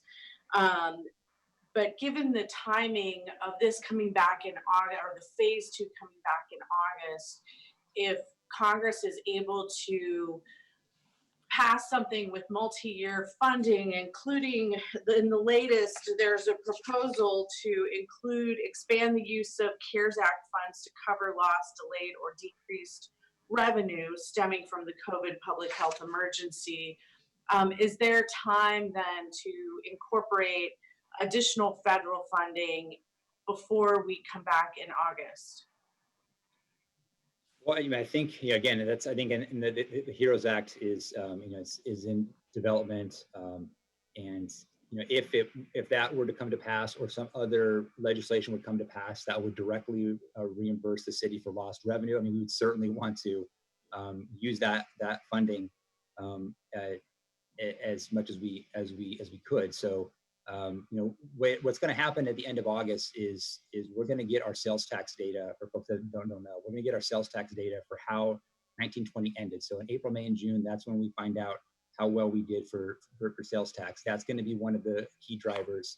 The other key driver we're going to look at is working with folks and economists to see how our region and the economy as a whole is doing in July and August as well. So are we reopening? Do we have more activity or less activity? And so those factors would say that, hey, we didn't, our shortfall is way bigger than we thought, or we're doing okay. So at that point, we would probably think about coming back to council at the end of September for those contingency package plans, which I apologize for not putting in this presentation here, which would be, if that was taken as package, would be another $12 million of reductions and a little over 70 positions. So that would be a pretty serious step. I think if we had information about some revenue, sustained revenue reimbursement, we would look at that very carefully and see how well that would help us.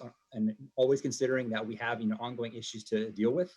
So it wouldn't make any commitments either way. But I think if we had some revenue to offset our shortfalls, that would be a very positive thing.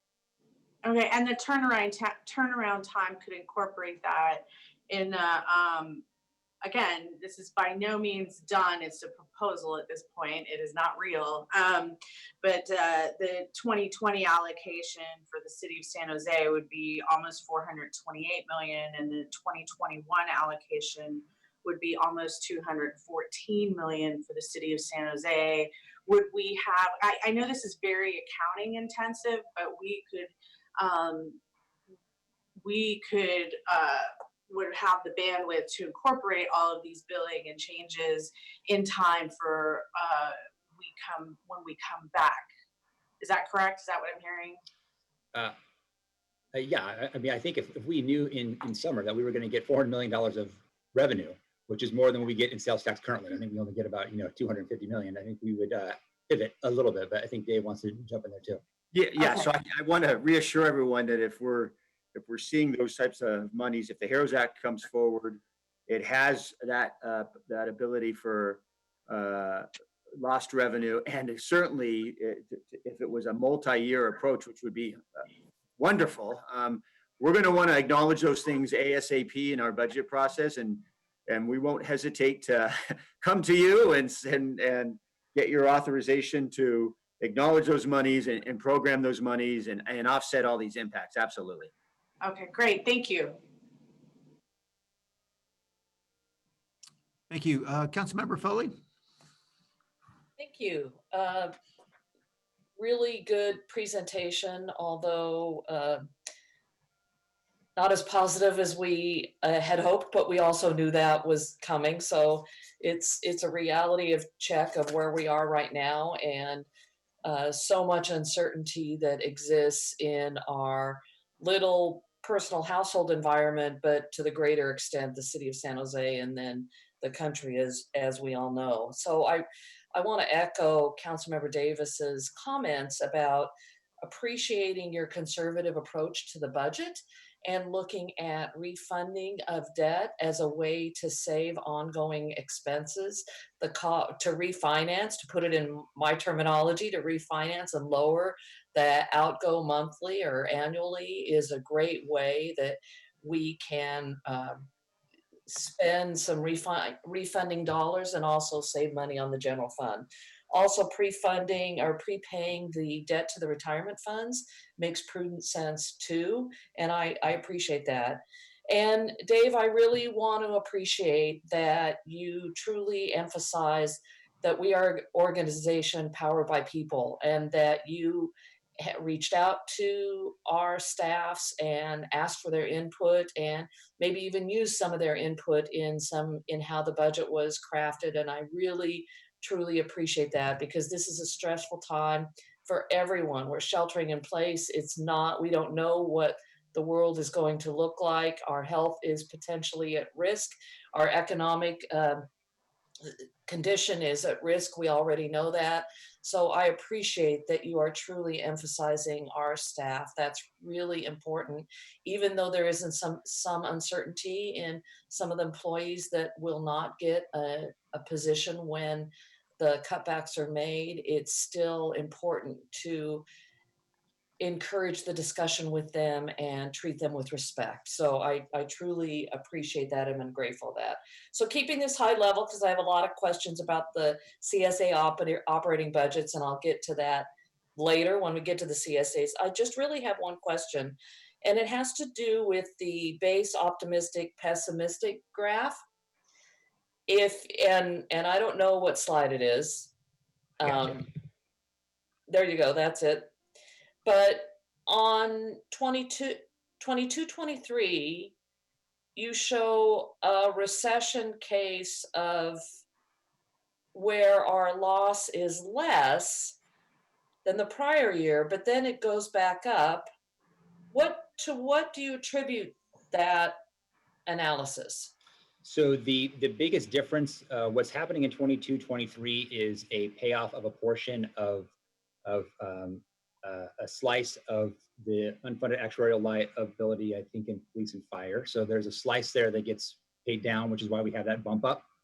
And so that's what's going on. So we've been kind of tracking that. That's been consistent throughout the year. So it's getting closer and closer to us. So it's a little bit less of a retirement costs, which is what shows up there. Okay, so it's not that you consider we will be out of the recession by that point, darn.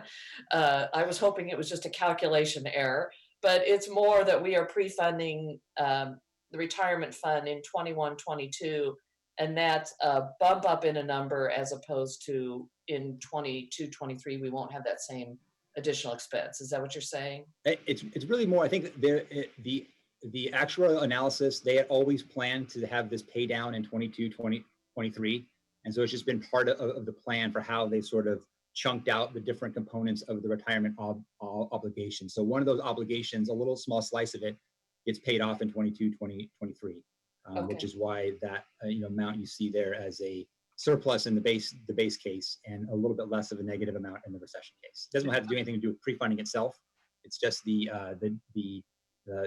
anticipated planned payments to retirement over time. Okay. Councilmember Foley, can I jump in here for just a moment? Because I just want to clarify one point that I think is really important that people may be misled about. Just not to nobody's fault. These were the numbers that came out way back in February. Is that right, Jim? Yes, yes. Pre-COVID. So this recession case was an imaginary recession, having Yep. nothing to do with the reality that we know today. And what we know today is, for example, that the recession, of course, is much more immediate and much steeper. And that 38.3 million number is, at least under the current projections, north of 70 million in the hole, and may well get worse. So I don't want anyone thinking this is the recession projection today. Right. Got Some it. clarification. Yeah. Thank you for that clarification. I appreciate that, Mayor. With that, that's the only question I have. Thank you. Thank you. Councilmember Jimenez? Yeah, thank you, Mayor. One question I have is about the refunding of some of the debt. I think specifically what was mentioned was around refunding of the debt for City Hall, I believe. And I'm not sure, I'm trying to think back to some of the slides.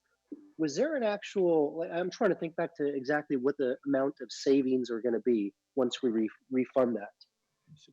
Jim, So the amount of savings, I'm sorry, Councilmember. No, go ahead, sorry. The amount of ongoing savings for all of our that debt service would be about $4.2 million. It's about $800,000 just for the City Hall debt portion itself, and that's the general fund slice. There'll be savings to all the other funds that contribute to the City Hall debt service, but just in the general fund, that's about $800,000. About another $1.3 million for Los Lagos. I think about $2 million for the street light. And so all said and done, it's about, I think about $4.2 million savings. Okay, thank you for that. So 4.2 million. And just so I understand, because I'm trying to wrap my head around this, is that we refund that money, we get that savings, right? That would naturally flow if we didn't apply it towards other debt, that would naturally flow into the general fund. Is that correct? Right. So what makes this strategy work is there is a reserve that was set aside for the previous bond, and Julia can jump in at any time to slap me down if I'm wrong here. But when we did the previous issuance of the tax exempt debt for City Hall, we had to set aside a reserve about $26 million that the trustee held. Says, hey, in case things go bad, we're going to keep this reserve. And so, but now because our credit rating is we're a well-regarded, credit-worthy institution, we can refund those bonds on a taxable basis, which will release that reserve, which would just come to the general fund. You're right. So it would just be a general fund revenue. And then, but even though those are going to be taxable bonds, we're still going to have some savings for that debt for City Hall, and then be able to use that funding for pay down other other debt. And the reason why, one reason why we took that approach, not only because it was in the mayor's March budget message direction, but it's also consistent with how the council has directed us, and it's actually a policy, city council policy, to leverage debt savings to pay down other debt. And so this is, it helps us with our general fund shortfall. It's also aligned with previous council policy to make sure that any savings that we get from these refundings, we use that to pay down other debt. That's kind of the same approach that we did when we paid off when we sold Hayes. We were able to take those proceeds from Hayes to pay off Rancho and pay down Los Lagos. Now finally we can pay off Los Lagos. And even back before that, I think it was that's a few years back, we did a prior refunding of City Hall debt service. That helped us pay down some of the debt on Hayes, which allowed us to sell Hayes. So we got these sort of waterfall effects of using the savings from debt service to pay off other debt service to reduce our general fund obligation. So this is kind of following that same path. Yeah, I appreciate that, and I think it's certainly a worthwhile approach. I guess I'm just thinking back to I think it was a memo or something that Councilmember Arenas put out I think maybe a few weeks ago that really stood out to me, and it got me thinking about this approach, right? And I'm trying to understand the value in this, right? So I'm all for paying off debt, super important in your private life as well as certainly the role as a city. And I can understand the savings that come from that. But I guess I'm just trying to think of the value of doing that as opposed to the value, especially if we're gonna continue to see a downturn. And again, I'm just trying to wrap my head around this, but seeing the value in maybe having using some of that money to plug some of the other holes that exist, right? And sort of the trade-off there with paying off debt and certainly not having that continued or that lowering that obligation to the general fund as it compares or contrasts to maybe setting aside some of that money and paying off some debt, but not all the debt, and applying it to filling some of the needs that we're in deep of need of at the city in various departments. I'm just trying to sort of make sense of that. I'm not sure if that's, I know, yeah. Yeah, so that's absolutely a decision for the council to make. I'll point out maybe just a couple of things. One of them, in addition to the savings, especially when you think at Los Lagos, right now the debt related to Los Lagos is tax exempt debt, which makes the operation of that golf course subject to certain restrictions that make it sort of a little bit more challenging to find an operator or to change the operation types of the operation agreement to make it more incentive based. So there's a portion there. So limiting the debt totally gives the city a little bit more freedom to use that for what the council wishes in the future. The other thing to think about maybe is kind of going back to this slide here. So we've solved our 2021, we've solved on a ongoing, we solved that in total. On ongoing, we use $19.7 million of one-time funding to help balance us. So on ongoing, we still have this shortfall. So to the extent that we use other one-time money like the savings from the City Hall debt service, this number, this $19.7 million becomes more negative. And so it does impact what the future years. I understand. Okay. All right. Okay. Well, thank you for that. I think that helps me better understand it. And again, I see the inherent value in that. I'm just trying to wrap my head around maybe other possibilities, right? And that's sort of where my question was going. I appreciate the response. One other question, and the last question I have is related to the fact that a consistent theme that I'm hearing or sort of built into everything that's being said is we need more revenue, right? We as a city have consistently talked about getting more revenue from different sort of sectors of the economy, this or that, trying to bring in more revenue. And so the question I have is, I know that there's something coming before the voters in November. It's the California Tax on Commercial and Industrial Properties for Education and Local Government Funding Initiative. It's going to be before the voters in November 2020. And that, I don't have the numbers in front of me, but I think the estimate is that there are some potential revenue sources that are going to come in and money that'll come into cities if in fact that does pass and the voters do approve that. Have you guys thought about, are we actively thinking about other revenue sources and whether the city would city administration consider bringing that forward to the city council for an up or down vote as to whether that's something we want to support, given that it would potentially provide additional revenue to the city? Well, I know this budget doesn't contemplate that. Maybe I'll ask to see if Dave or Lee Wilcox may want to chime in on the status of any potential ballot measures. Yeah, I'll see if Lee is there. I think he was on, but certainly, council member, you're pointing out what we have been talking about, and that is the fact that our jobs to housing imbalance primarily is a major contributor to kind of our kind of chronic fiscal, thin margin, if you will. Yeah. So revenue sources are important, and seeking those revenue sources are important for us. I think fundamentally addressing that imbalance would be the best protection, moving forward. But certainly not ruling out other measures that we would want to take. I don't think we're contemplating at this point bringing forward any specific measure, but I'll ask Lee to kind of give you a little bit more context there. Yeah, Dave.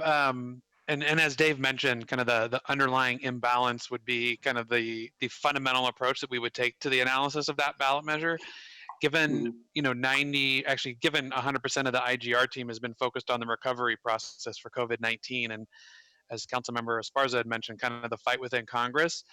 At this time, unless otherwise directed, it's not our anticipation. It's not our. We don't anticipate bringing a lot of different ballot items, whether they're at a state or federal level, to council for any type of positions at this point. Well, I think we have some time, right? I mean, if this is coming before us in November, I think it'd be worthwhile to look at everything, right? To take a multifaceted approach at looking at different revenue, whether it's a ballot measure, whether it's a refunding of bonds, whatever it may be.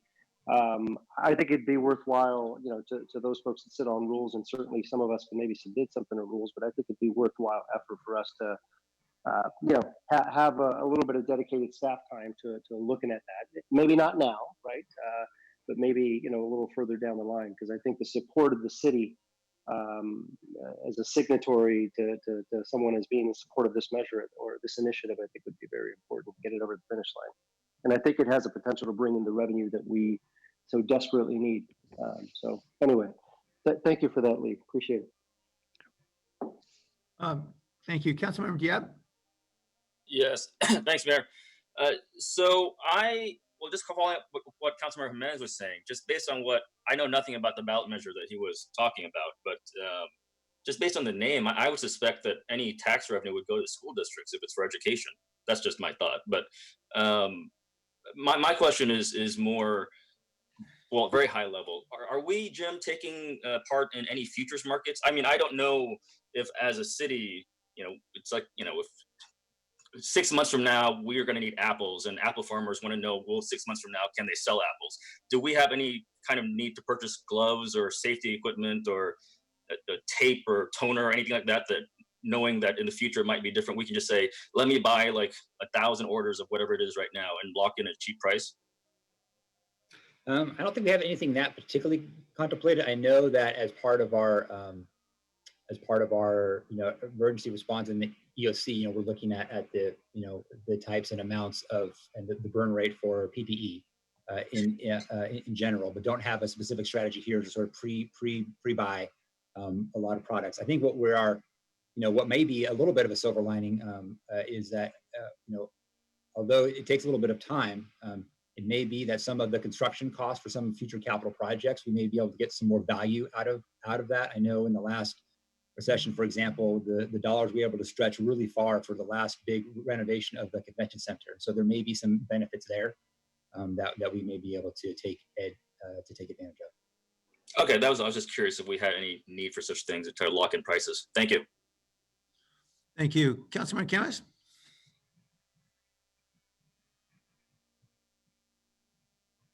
Councilman Kemmis, you might be on mute.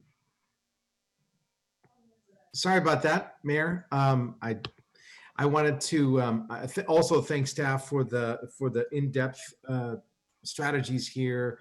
I will have some questions later, but on the lines of looking for new revenue sources, I know that our gambling casinos are shuttered right now, and we make, how many millions do we usually make from the card rooms? Our cards, let me check on that, Councilmember, and I'll get back to you before the session's over. Let me just have my team tell me what I that kind is. of remember stuff from a while back was like $20 million a year in general fund revenues coming in, and that's on top of what they pay for their own services as policing. Gotcha. So I think our tax revenue I'm hearing is about 17 million. Okay, well, I was close. I know we were talking, and I know they wanted to expand the number of tables. Could we look at that? I know that we're not talking about a whole lot of ballot measures, but this seems like a good way. I don't think that that Sergio's the tax that Sergio was mentioning, I don't even think is going to pass. But this one might, especially if the city council supports it. I'm hoping that the staff kind of brings it back for us to discuss, because we've been discussing this off and on for a while. And I'm hoping it comes forward again before the election cycle, because I remember it was going to increase potential revenues pretty much a lot. So I don't know what this might be a worthwhile effort for our staff. Yeah, so thanks, Councilmember Rule. I think we are planning on coming back and reconnecting on that. I do believe that the card rooms are experiencing some pretty significant impacts right now. And so we'll have to, figure out what that does to them and their viability moving forward. But I do think we'll need to loop back with you on that subject, the whole council. Yeah, no, I appreciate that, because that's one potential revenue source that won't affect, everybody, and could help one of our biggest tax revenue generators. I really appreciate everyone's time and efforts on this. Thank you. Thank you. Councilmember Arenas. Thank you. So my question, and first of all, I just want to thank all staff. I know that I can't imagine doing the work that you're doing in the EOC, and then also taking care of our budget during these very, very terrible times. So thank you for probably all the sleepless nights that you've had. If you didn't already have these sleepless nights. So thank you so much for the work that you're doing. First, I want to start off by saying that. I also wanted to follow up on a comment that Councilmember Jimenez, you made earlier, and I know it was in a comment I had made some weeks ago on, does it make sense to pay off our debt now? I know that I always like to look at the typical family and what they're doing at this point.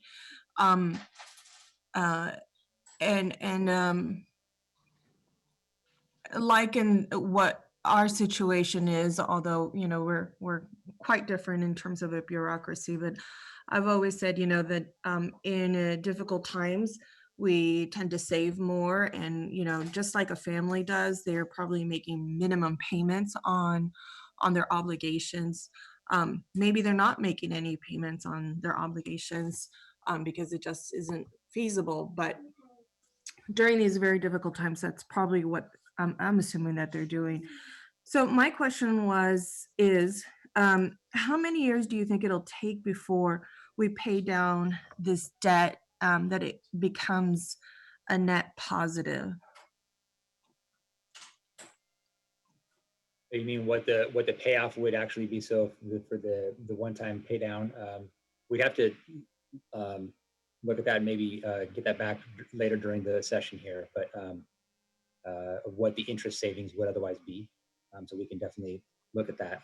But again, this is one of the few strategies that we have that's able to reduce our ongoing costs without a reduction in services. And so that was one of the reasons why we wanted to bring that one forward. But we can have that answer a little bit later in the session. Thank you, Jim. And I certainly appreciate that it releases money from our for our general fund, and I appreciate that. I want that as well. I think in the long term, I know that it's hard to see ourselves out of this situation at this point because it's just so gloomy. But I know that you know we have been one of the fifth largest economies in terms of California, and San Jose is a huge player in that. I heard loud and clear that it sounds like Google is still committed to San Jose, and so that is for me a wonderful commitment and investment in our community to possibly grow in the next couple of years, hopefully. They'll see that there's an opportunity for construction and availability of employees at this point to make that happen. And so I'm thinking about the savings that we will need in outward years versus immediate years. So I think as we move forward and hopefully see, I know I'm being very optimistic, but in the years to come, maybe in 4 years, or a certain time period, I don't know when we would normally change our strategy. Of course, we do that every year as we are revisiting the budget, but that if we see that these that there's possibly a net positive in our future years, that our strategy in paying off debt changes a bit so that we can have more funding for some of the resources, some of the programming that will help support our community. Public. Huh? If everyone could please Public mute, needs to mute their line. I believe, thank you. Sorry. Go ahead, I Councilman. thought my household was lively. And I have my 5-year-old in my kitchen. So I'm just thinking, you know, that my basic question is, you know, when will we change this strategy as we see that there's maybe some surplus in the next 4 years? You know, does it make more sense to change to minimum payments as we get into a better standing? Well, I'll say that, you know, one, I think we want to try to align with the council policy to try to leverage debt savings to pay down other debt. You know, one of the reasons why is because it does protect us from an ongoing perspective. It also is very positive view from the rating agencies. So, you know, San Jose is known as a very fiscally prudent city. And so taking these steps to reduce our ongoing obligations helps us for future investments that we might want to make for any other future general obligation bond or any other borrowing that would benefit the direct public. These kind of steps here are really important to the rating agencies, which translates to lower debt costs in the future for future issuances. And the other thing I'll just mention is I'm not sure when we're going to get another positive in the out years. So that may be a little while here. So if we have this potential to reduce some of our ongoing amounts, and you know, able to, you know, kind of want to keep in mind this $19.7 million negative here, you know, to the extent that we use more on one-time funding to solve our $71.6 million shortfall, it kicks the can down the road a little bit. So we just want to be mindful of that. And so I guess that's right. But I heard also that the CARES money, we're not taking that into account into anything that in terms of balancing our budget here or part of our strategy, because one, things are just changing and we're not at that point where we're receiving any reimbursements just yet.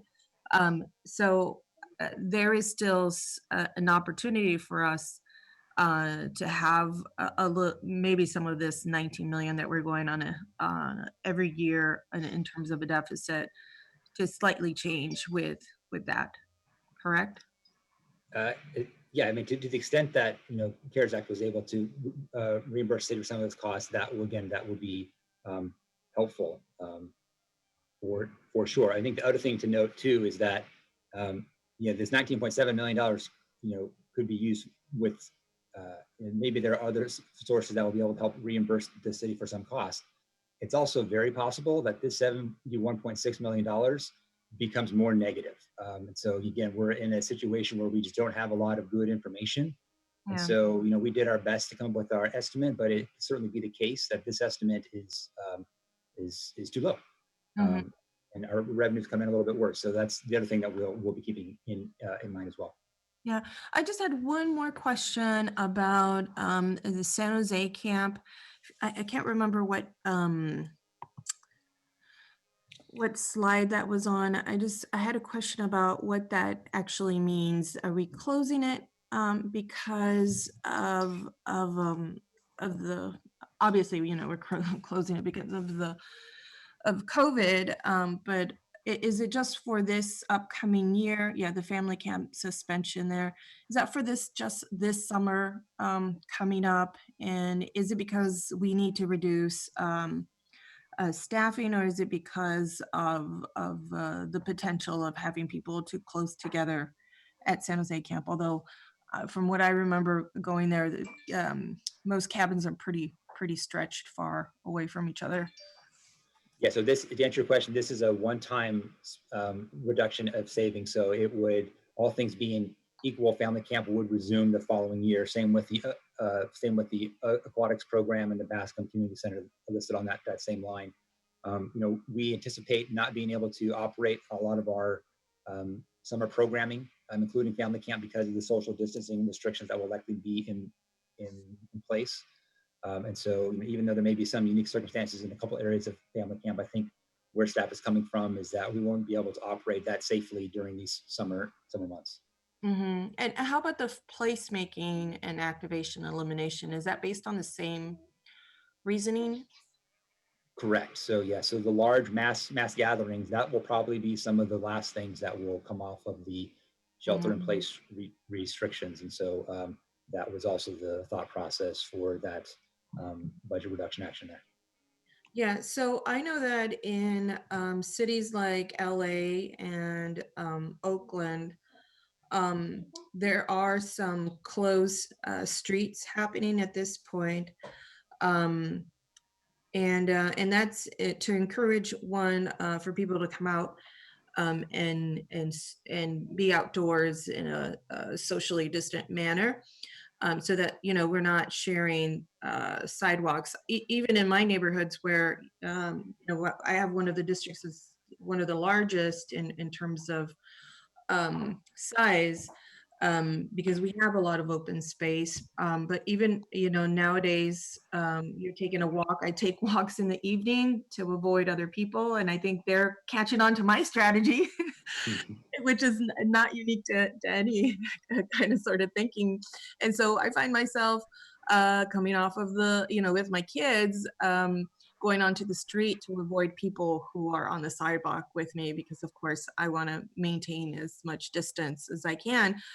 And so I guess we can talk about this a little bit later. I just think that I don't want to have us throw out the baby out with the bathwater. I think that some of this placemaking activation can help us manage people in the outdoors, especially once the order is lifted and people are just going to swarm outside. And that makes me really nervous. And I think it's our responsibility to kind of manage people on the outside, just so that we can continue to be safe and continue to flatten that curve. I don't know that we're going to see placemaking and activation in the same way that we've seen it in the past, where we want to have large number of people in the same place, but really to avoid that very goal that we had in the past, and that is to manage people once they start using more of our parks and streets and things of that sort. As we are all seeing, there's protests across across our nation, because staying inside for 8 weeks is a little much for folks. And even here in San Jose, and I've been disappointed in some of our, just I think last weekend on Cinco de Mayo, I saw how people were congregating despite, taking that risk, and risking others, which is the biggest shame here, is risking other people as they congregate. And so I think it's really our obligation to manage that. And so I know we can have this conversation a little bit further, but I wanted to know the logic for the placemaking and activation elimination. And if we think in the traditional sense of wanting to have people congregate in one place, then I would absolutely be supportive of eliminating that. But because things have changed and we know that we need to manage people's engagement in the outdoors, that I think we need to take a look at this in a different way, with a new just with the new situation that we have here in San Jose that we'll have for many, many, many months to come, and the nice weather that unfortunately we all enjoy. Thank you. Councilmember Perales? If I could just ask everyone who's raised their hand, if you could now lower your hand if you've spoken already, just to make sure I understand whether I need to call on you again. Thanks. I'll do that now. Thank you. Thanks, Mayor. And so my questions were actually around the same in regards to, the same of Councilmember Kamin's in regards to revenue opportunities. I'm curious what other thoughts we have at the moment, be it coming back to talk about the card rooms or just other potential revenue generating opportunities. And then I'm curious when we might be able to have some of those conversations, because that is not necessarily part of this presentation. Well, as part of our budget process, we always are trying to identify a few different revenue components. We have some smaller ones that we able to do at the staff level. And maybe an example I didn't highlight was the merchant card transaction fees, which we are recommending to start on January 1st of next year, for a small service charge when you're paying a city bill with a debit or credit card. It would still be free if you're going to use an e-check. So those are some limited instances there where we have, can make some little nudges here and there to bump up our revenue levels. But I don't know if Lee wants to expound any more about the potential revenue measures that could be in the offing, but not part of this budget process. And I guess maybe I'll jump in, Jim. So I guess we'll need to think through how we loop back and engage the council on that discussion. So that's where we're at right now. Obviously, the proposed budget does not anticipate anything along additional revenue measures.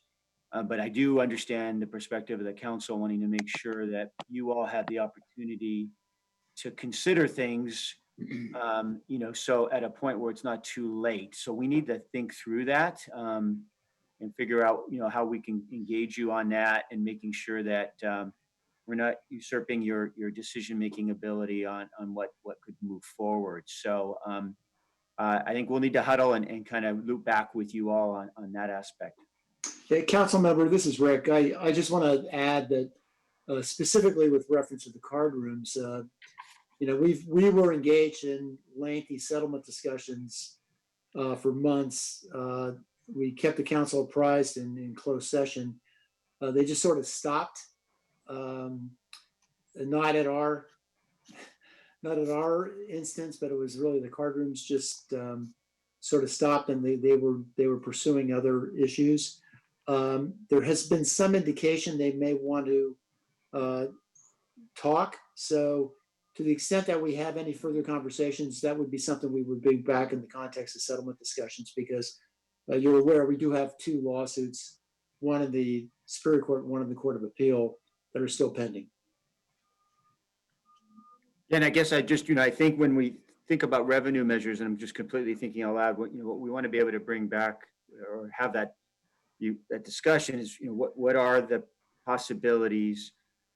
Where are we getting the revenue from, and wherever that source is, how are they, whether it's the public or other entities, impacted, through COVID, and what does their recovery outlook look like, and obviously the timing of all of that. I think there's a lot packed in there, and we'll need to think that through.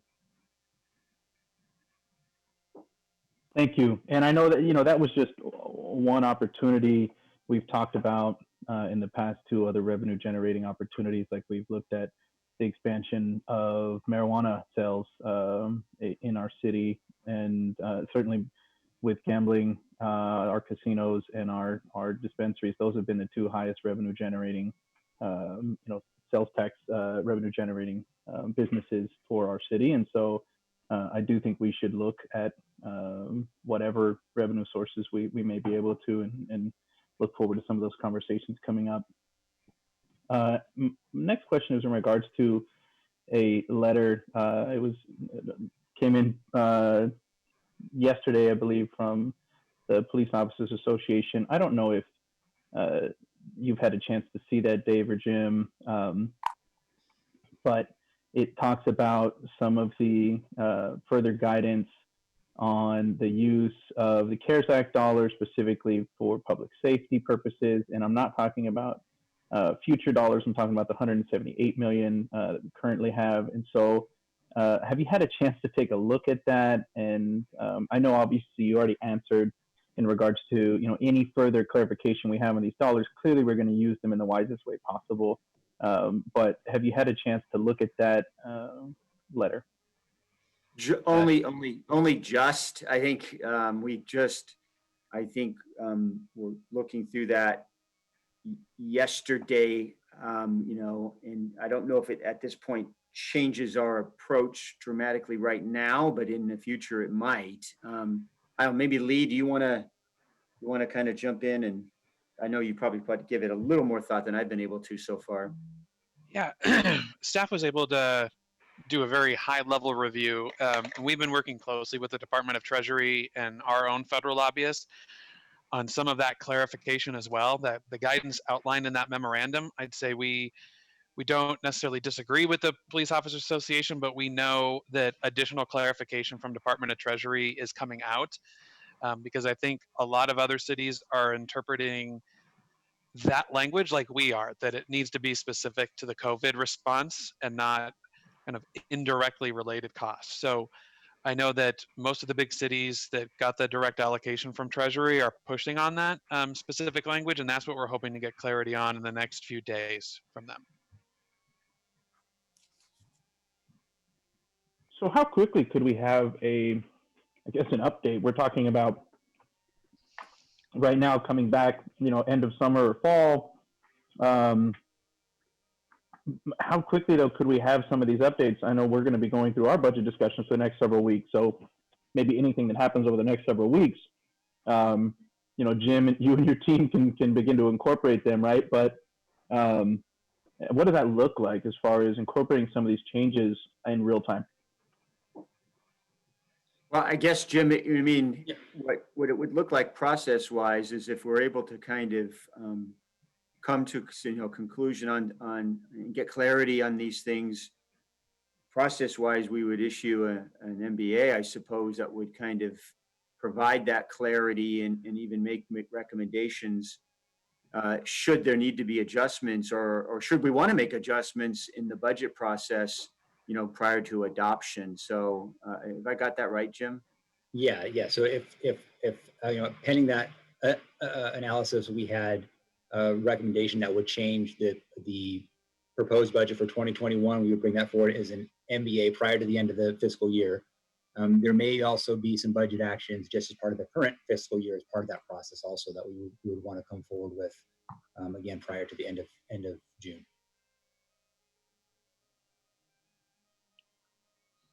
Okay, thank you. That's my questions. Thank you.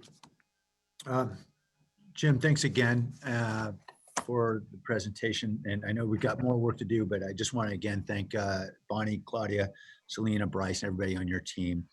I want to start with the assumption that's sort of articulated, if I can pull up the page here, in the budget around page Roman numeral 7 dash, I'm sorry, Roman numeral 5-7, 5-7, which is a chart that describes essentially that 70% of our revenues are deemed non-economically sensitive. So we focused obviously projections on those 30% of revenues that are, although obviously I know you look at all the revenues, but the ones that you think are most impactful are those 30%, the sales tax, the TOT tax, and other revenue measures. And I'll just ask you some general questions here, Jim, to save you the time of having to hunt it all down. First, with regard to those economically sensitive revenues, sales tax, TOT tax, I think it is important for all of us to kind of have our eyes wide open about the sensitivity of these assumptions. Our assumption is a 16% drop roughly from fiscal year 18-19. California, you believe if you adjusted the number that Enema Santos used to their 18-19 numbers, be about a 20% drop. Is that right? Yeah, that was, I mean, that was using the information that I had there, kind of going back and backing in to see where it would have ended up when you compared it to 18-19. Right. Okay. So certainly that number could get worse. I think we all acknowledge, and we want to be sensitive to that fact. And that's another reason why, of course, is set up sort of this second tier of budgetary decisions for us to make in September. Is there any chance we'll have any sales tax information available before we vote in June? We will have the sales tax available for how January, February, March went. So we will have that data. We're going to get that data, I think, at the end of May here. So we will have that available to us. That doesn't show us a whole lot, but it'll show us a little bit of a. Yeah, the shutdown order will only affect, what, 2 weeks of that period? Right. Yeah. Yeah. I mean, I think the other nuance, Mayor, just to share with you. So our local sales tax is a destination-based sales tax, which is going to perform a little bit better.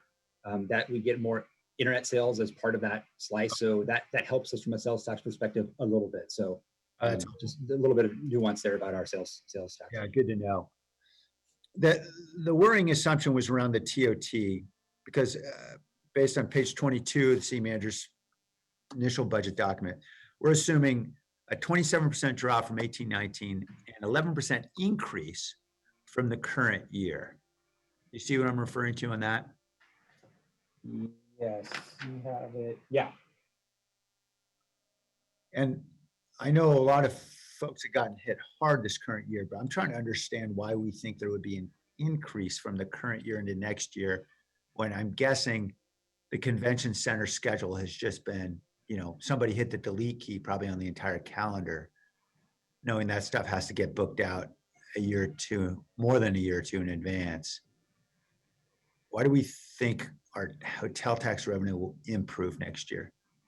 Well, the assumption is that it will improve a little bit better to how this current year ended, but still be about 30% below where we were the previous year. So our mix is we have folks that are attending the conventions, and like as you said, that's going to be severely hit. We also have a lot of business investment as part of our hotel mix. So those folks who are on just regular business travel, not necessarily related to a convention per se. And so that's part of our thinking there is that, after we get maybe into the later portion of the fall months and the spring, that begins to pick up more.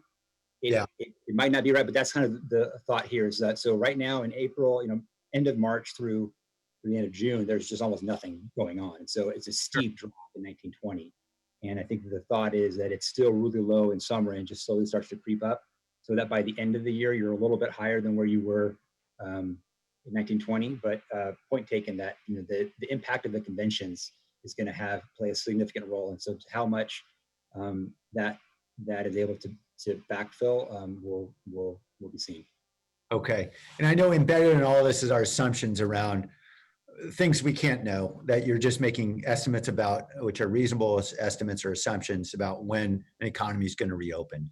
It's going to take time. But just to unpack this a little bit, we're projecting a 27% drop in hotel revenue over the from the number 2 years ago. I know airlines bookings are down close to 90%. I'm guessing those airline executives would be happy at the end of next year, they had only a 27% drop in airline bookings. I just think, the flights, as we know, are going to be really problematic regardless of what happens to the economy, just because there's going to be a lot of fear about getting on planes, and there's going to be a lot of companies are going to say, we're not going to take the liability of putting our employees on planes. We're just not going to do it. And so, we're going to be stuck with Zoom for a while.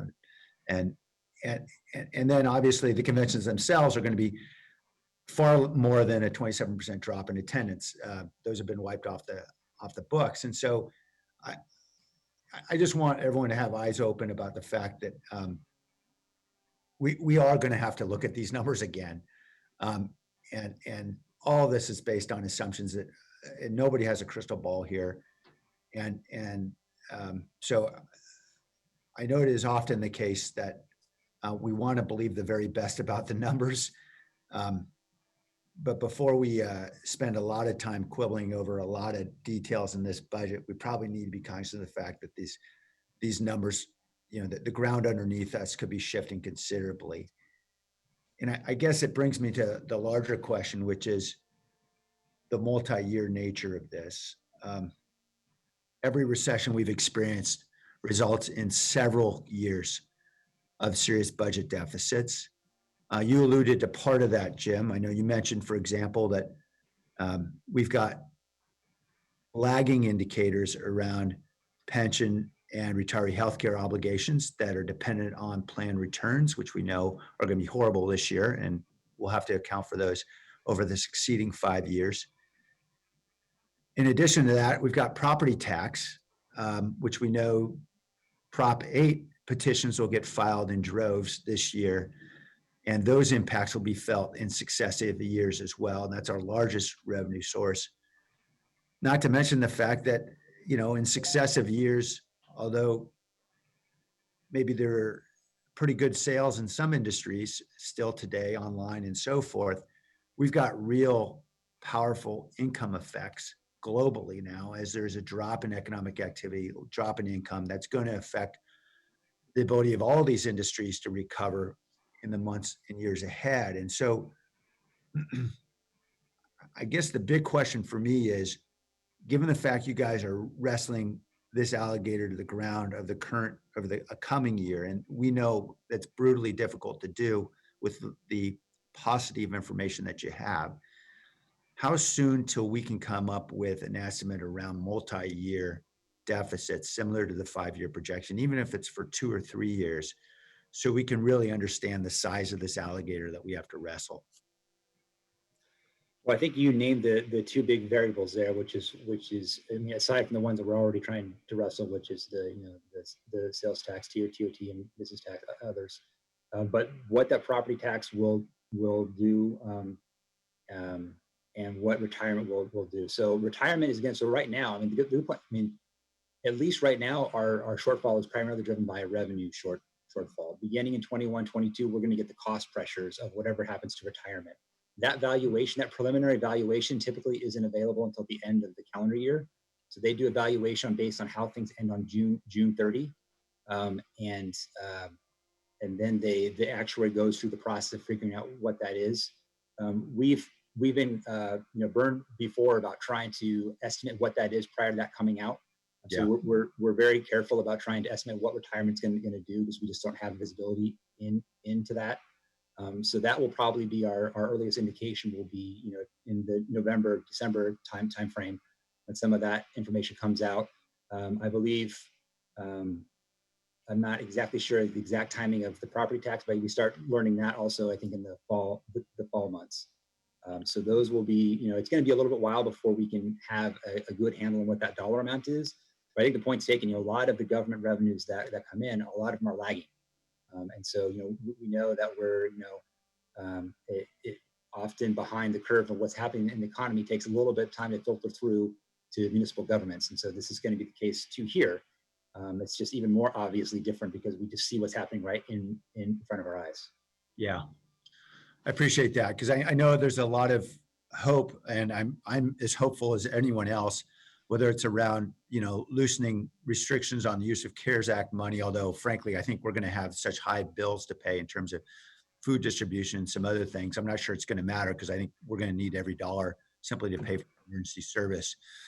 But, the hope for a HEROES Act to pass, despite the president's position and Senate Majority Leader's position, apparently that's DOA. But we all hope that this stuff is going to pass, but this is really one-time money, and we're going to have a multi-year challenge here. And I know that's what you're focused on, is how we're going to solve that multi-year ongoing problem. And that's where it comes back to that chart, that pie graph you got that describes sort of the 70% of revenues that are not economically sensitive. And I think you'd agree, since property tax is a big part of that and some others are as well, that economic sensitivity you come to a different conclusion about that if you're talking about a multi-year period of time rather than a single year. Is that right? Correct. And yeah, we tried to put a little note there. It's not economically sensitive in 2020, 21. But yeah, that pie chart opens up when you start to look at 21, 2022. Okay. For sure. Because property tax is economically sensitive. It's just a lagging one. So it's not going to be impact us this year. Like I said, there is some outliers there when you think about ERAF and unsecured. But the bigger outside risk is how the valuation is for calendar year 2020. Right. Okay. So as we think about a city organization that obviously depends entirely on people to deliver services, and those are people we need to make commitments to, they're going to be employed year after year. It just seems to me that, as much as we're going to try to do everything we can to find these one-time dollar sources, we can't lose track of that ongoing picture, which is we need to ensure we've got ongoing revenues. And for the next 2 or 3 years, we know it's going to be a mighty challenge. The sales tax revenue that we assumed would result at $22 million from the agreement with eBay. Can you just give us a sense about the basis of that assumption, based on numbers that we might be getting from eBay or another source? Are we projecting that is sort of a low end estimate?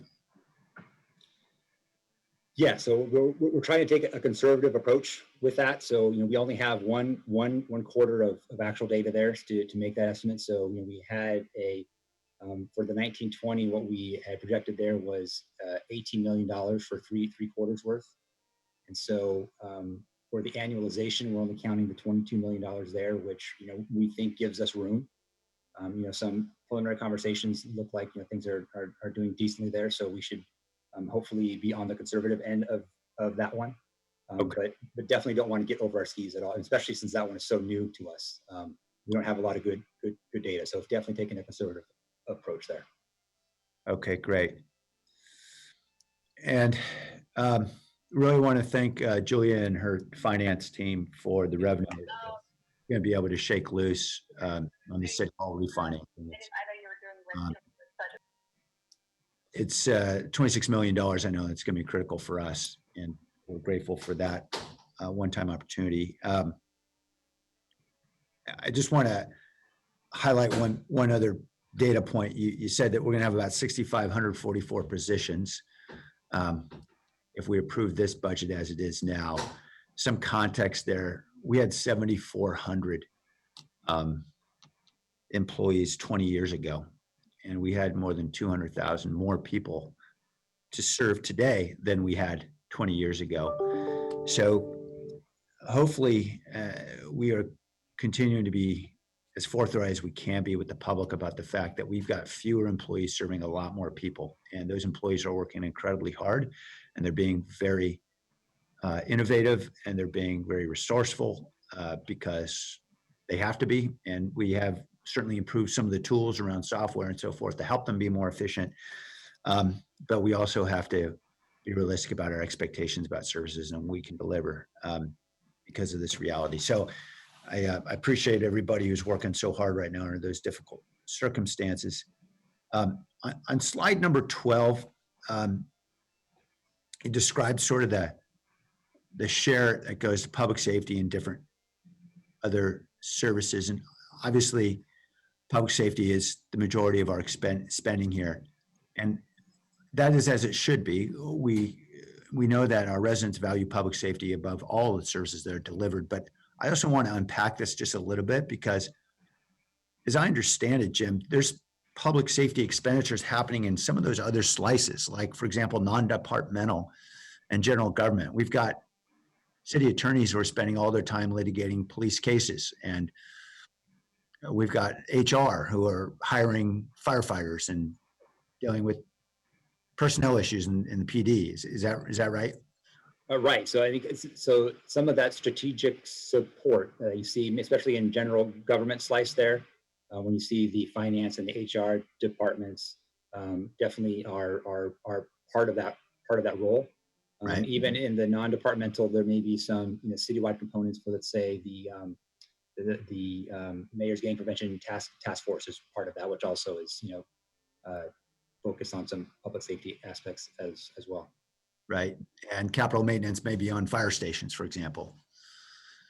A small portion of that, yeah. Yeah, right. Okay. So because I know this can be a little deceiving about, I know this is a general cut based on how the categories of the budget are set up, but the truth is we actually spend quite a bit more than half of our budget on public safety. And I don't want anyone believing somehow or another it's not highly enough valued in our budget, because actually it's a really, really large share of our budget. And as it certainly should be, but I just want to make sure we're being transparent about that fact. And then finally, we mentioned in the TOT context that there are assumptions that are embedded about when the economy is going to reopen. And I would just ask in the next couple of weeks through a budget document, or however you think is appropriate, if you could surface those assumptions as much as possible about when the budget team is believing the economy is going to reopen, not because we're going to rely on you for those assumptions or that we're going to expect you to play public health officer, but because we know those assumptions underlie a lot of the projections you're making about what's going to happen with different economic indicators. And it seems to me, as we're hearing more from our public health authorities, that may change whether we believe those assumptions are correct or not. It would be helpful for all of us to be aware of that, so that we know if we need to go back and revise. It's something that's transparent to all of us about those embedded assumptions. Is that possible to do, Jim? Yeah, sure. We can do a deeper dive. Okay, Yeah, great.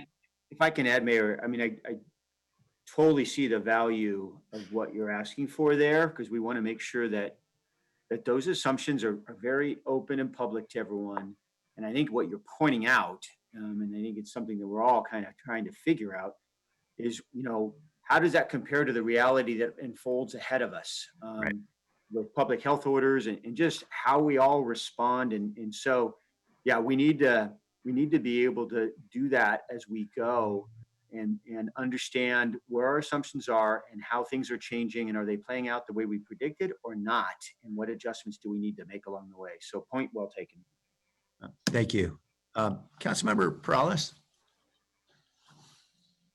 Yeah, thanks, Mayor. It was actually just in regards to that TOT funds, and I had some questions there too. I didn't know if I should have saved it for a city service area, but being that you brought it up, as the liaison for Team San Jose, sitting on their board meetings, their last one, they initially had some projections and had some rescheduling of events to the fall, and that was about a month or so ago. 2 months almost that started happening. Well, all of those are now either canceling or getting rescheduled as well.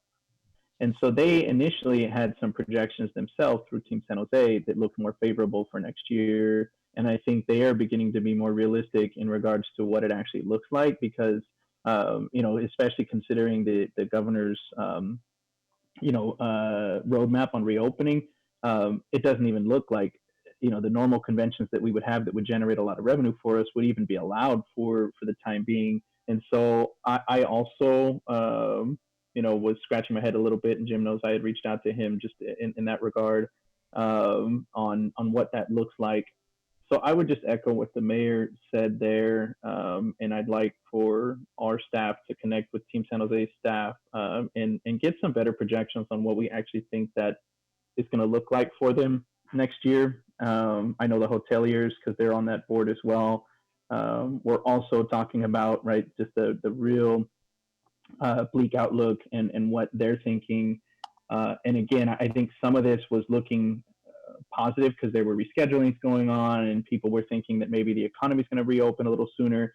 And even as we do reopen, I think we all recognize that there's going to be challenges with the confidence of our public and community in being able to just go back out and participate in a conference like what we've had at the convention center. And so I also am concerned about those numbers. But it looks like the mayor is set out a plan for us to try and address that. So I'll just echo that. Thanks. And if I could, Mayor, I think, we'll definitely want to, we can dig into those more. I do know that we work really closely with Team San Jose and we're part of our conversation as we came up with these numbers. But new information is always going to come to light. And every year we always are updating our revenue estimates up until we finally produce the adopted budget. So anything new that we learn between sort of when we locked down the estimates a couple of weeks ago versus what we're going to end up with in a couple of weeks from now, if we see something significantly different, we will want to bring that forward as we always do. Thanks, Jim. I know you're used to shooting at moving targets. This one's just moving really fast. Yeah. All right, Councilmember Prost, did you have anything more on that issue? No. Okay. No, I'm sorry. I'll lower my hand. Okay, great. Hey, thanks, everybody. So we're now at 11:37. Do we want to jump into the next section and then we'll take a break at 12? Does that make sense? Yes, that works. That makes sense. And if I just pull up here the, just so everyone's aware, here's what do you guys see my study session schedule? Yep.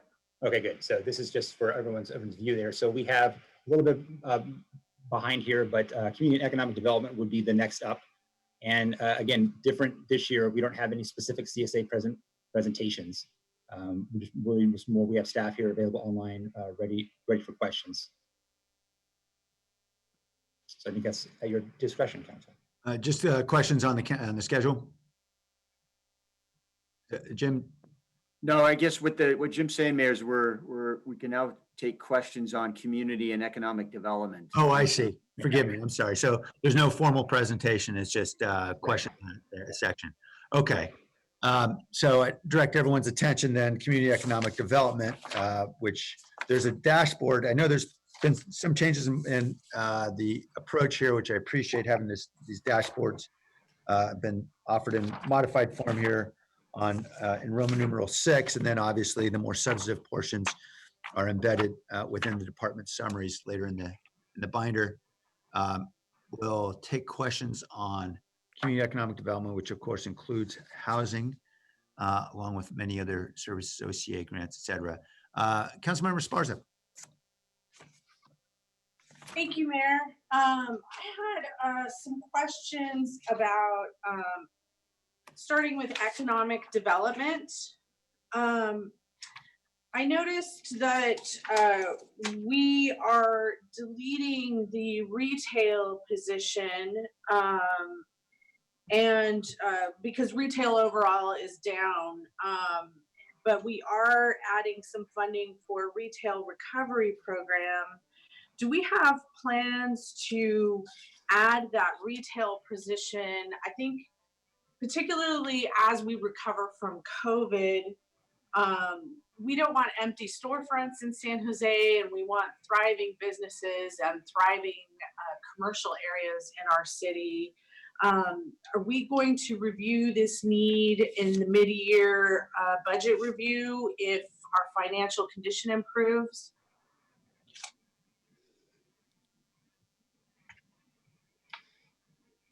Well, I'll see if Kim wants to jump online and talk more specifics. I think we. Yeah, because I also had another question, but okay.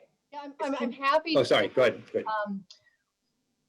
Fortunately, we had recruited a very experienced retail specialist because this was in the budget last year.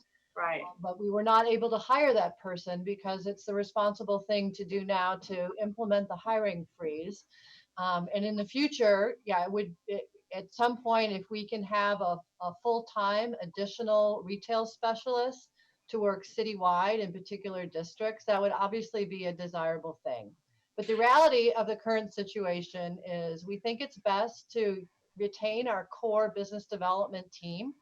And the budget includes some consulting and non-personal resources that we can use to assist with particular situations. So we think we can make that work. It's obviously critically important that we do everything we can to support our Main Street type retail businesses going forward.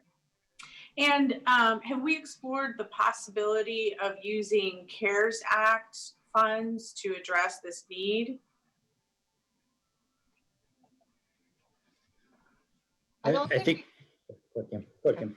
Yeah, I don't think we've, well, not this particular general need for retail specialists and retail support. We are looking at the coronavirus relief fund funding to see if it can be used to provide assistance to small businesses and nonprofits.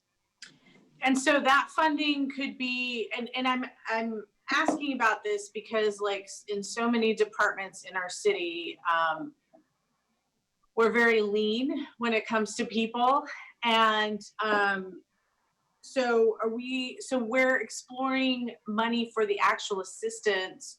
Do we have the capacity to work with businesses to provide that, particularly given in the aftermath? I know we're still in it, but particularly in the aftermath of COVID. I think we're going to have to do the best with the staff that we have. I know that we are in the process of transitioning from an emergency operation to a recovery operation. As we develop the plan for the recovery operation, we'll look for opportunities to continue to have some dedicated staff to focus on recovery of small businesses and nonprofits. Okay, thank you.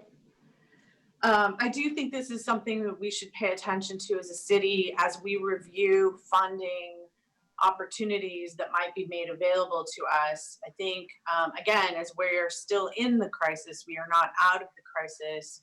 One of the concerns that we have had from the beginning is the impact on small businesses in neighborhoods throughout the cities. And I know the mayor of LA has made some statements about possibly half of all the businesses in LA could be gone by the time COVID is over. We certainly don't want that here in San Jose.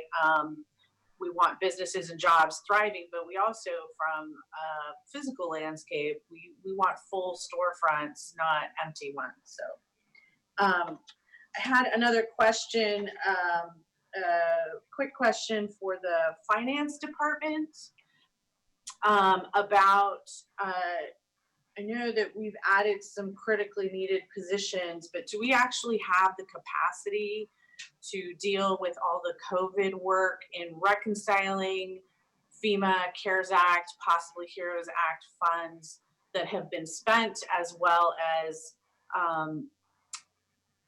planning sort of the future financial opportunities that might be available? It's a lot of like actual work on the budget office. Jim, this is Julia. Do you want me to answer? Yeah. Yeah. So we're evaluating, Councilmember, we're evaluating the current resources that we have. We do have some staff that are in the package 2 for reduction and may have to swap out other positions, taking into account some of the CARES Act tail that comes along with reconciling all this stuff. And our Assistant Director, Luz, is taking a leadership role in the recovery team effort to make sure that we're in compliance with all of the grant and restrictions associated with the funding coming to the city. Okay, thank you. I had some questions for housing. Is there somebody from housing online? I'm online. Okay, great. So I had a question about the policy program staffing in the community, in the, what is it, the housing planning and policy development program on page Roman numeral 7/153. So is that position replacing consultant work, or is that being added to existing consultant contracts that we have used for that work?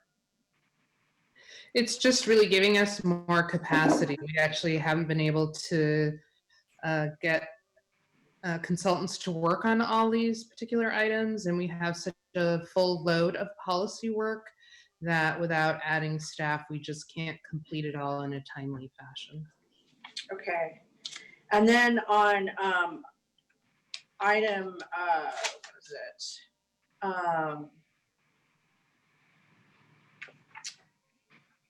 On item number 2, wait, sorry. Oh, I'm on the wrong page. Item number 5, sorry. On item number 5 on page 154 on the responsible landlord engagement initiative, I realized that the other items in the list are not general fund items, and this one is, but $205,000, why is that so low, given we have a vast number of tenants who are very vulnerable right now, particularly in COVID. They were before this, and especially now. What is that really getting us? So actually, this item is no longer being funded. The program falls under Catholic Charities umbrella, and they are no longer operating RLEI. It was cut as a result of the program manager retiring, and so they have decided not to continue the program anymore. Okay, so then what are we doing then as a city to protect vulnerable tenants? When I most recently, for example, we had Valley Palms come before us in a TEFRA hearing, and we had to listen to numerous examples from both Valley Palms and as well as some Foxdale residents bring up some issues that they were dealing with. And this was all before COVID. Since COVID, I know my office has received a lot of calls and concerns about living conditions, around some things that some bad actors are doing. How are we as a city planning to address that in the year's budget? So I think, and I shouldn't really speak for the other departments, but I do think there are some coordinated efforts. There are programs where the city is targeting particular neighborhoods to look at how we can address both crime and living conditions. And certainly, through the neighborhood CSA, which you'll be hearing, I think, tomorrow afternoon, that is one of the issues that we as a city would like to get more coordinated on, is how do we bring together our efforts to address neighborhood specific issues when it comes to tenants and their living conditions, because that would be something we would want to collaborate with code enforcement, the housing department, PRNS, and the police department. And so really that takes a collaborative effort, and it's one of our goals to look at that through the neighborhood CSA.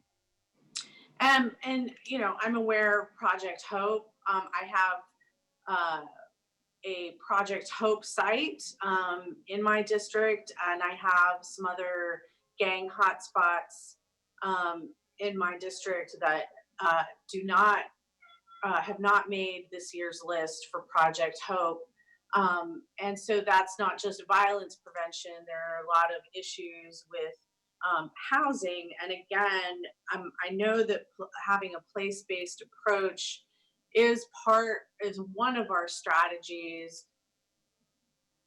What is our overall strategy to address this need? Do we have one, or do we not have one, particularly as we go into COVID? Again, I think that's something that the neighborhood CSA is the area where we would try to address these community place-based solutions, and it is something that certainly we could be doing better on. And it does require this coordination across all the departments, and it has been a priority to begin to refocus our work on these place-based initiatives that all the departments were at one point leading somewhat separately, but we're trying to all move into the same direction. So then we're providing tenant assistance, but it has to be place-based. So if you don't live in one of those places, you can't get that assistance? No, so just on the housing side, generally, we do provide tenant assistance. So if you live in a rent stabilized apartment, or if you're in an affordable apartment, if we hear through the community that there's an issue, then we can certainly intervene. And so do we have plans to assess those efforts given the crisis that we're in and in the aftermath? So we don't really have the staff capacity to be proactive in the way that it sounds like you would like us to be. We are typically reactive at this point, where we are complaint based. We hear about something and then we can move towards it. But because of staffing levels, it makes it very challenging to be more proactive. The initiative that you were discussing earlier and the gang prevention task force initiative tend to be more proactive initiatives, but I think both on the code enforcement side and the housing side, we do tend to be more reactive, which is why trying to get us more engaged in these other proactive initiatives, I think would be helpful to us to better use all of our resources to address these particular challenges in neighborhoods. Okay, and that brings me to the next item. So number 8, we're adding a community position to prepare communications and talking points.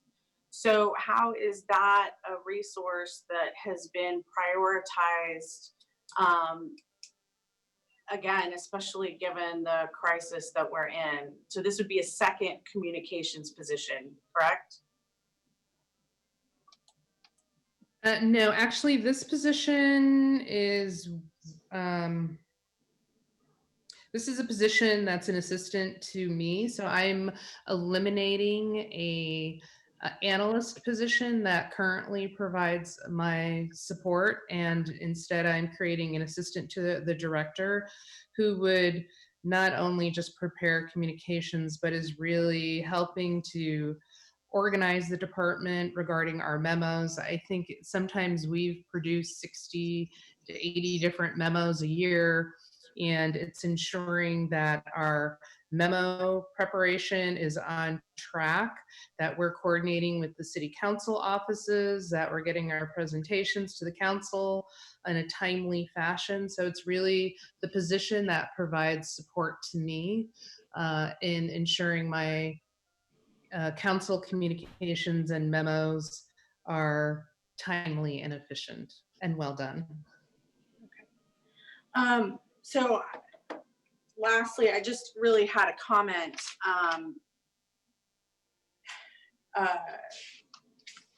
With this being as an example, I did go through the equity review of the proposed budget. I appreciate the efforts very much. However, to be frank, it looked like we were finding ways to sort of justify things that we felt were good to do anyway.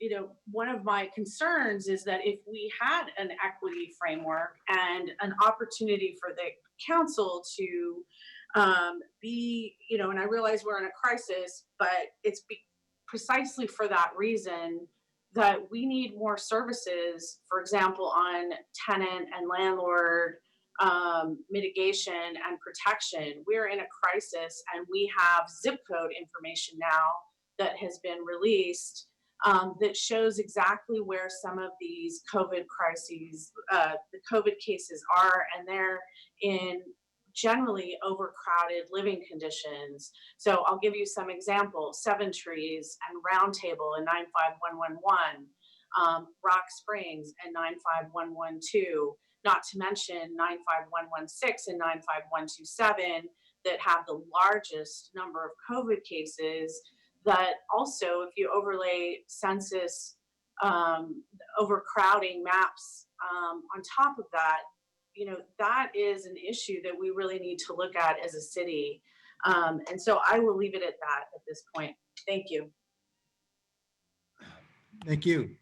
Councilmember Davis, you have a few minutes, if you don't mind us interrupting your questions at some point to take a break. Not a problem. I would like to start with the dashboard. And maybe this will get us right to noon, but Jackie, for the affordable housing units target for 2021, I don't understand why it's under 300 when the 1920 estimate is about 400 units, when we're getting all this additional funding for affordable housing, and where I have, in my district alone, I have more than 250 units in development right now.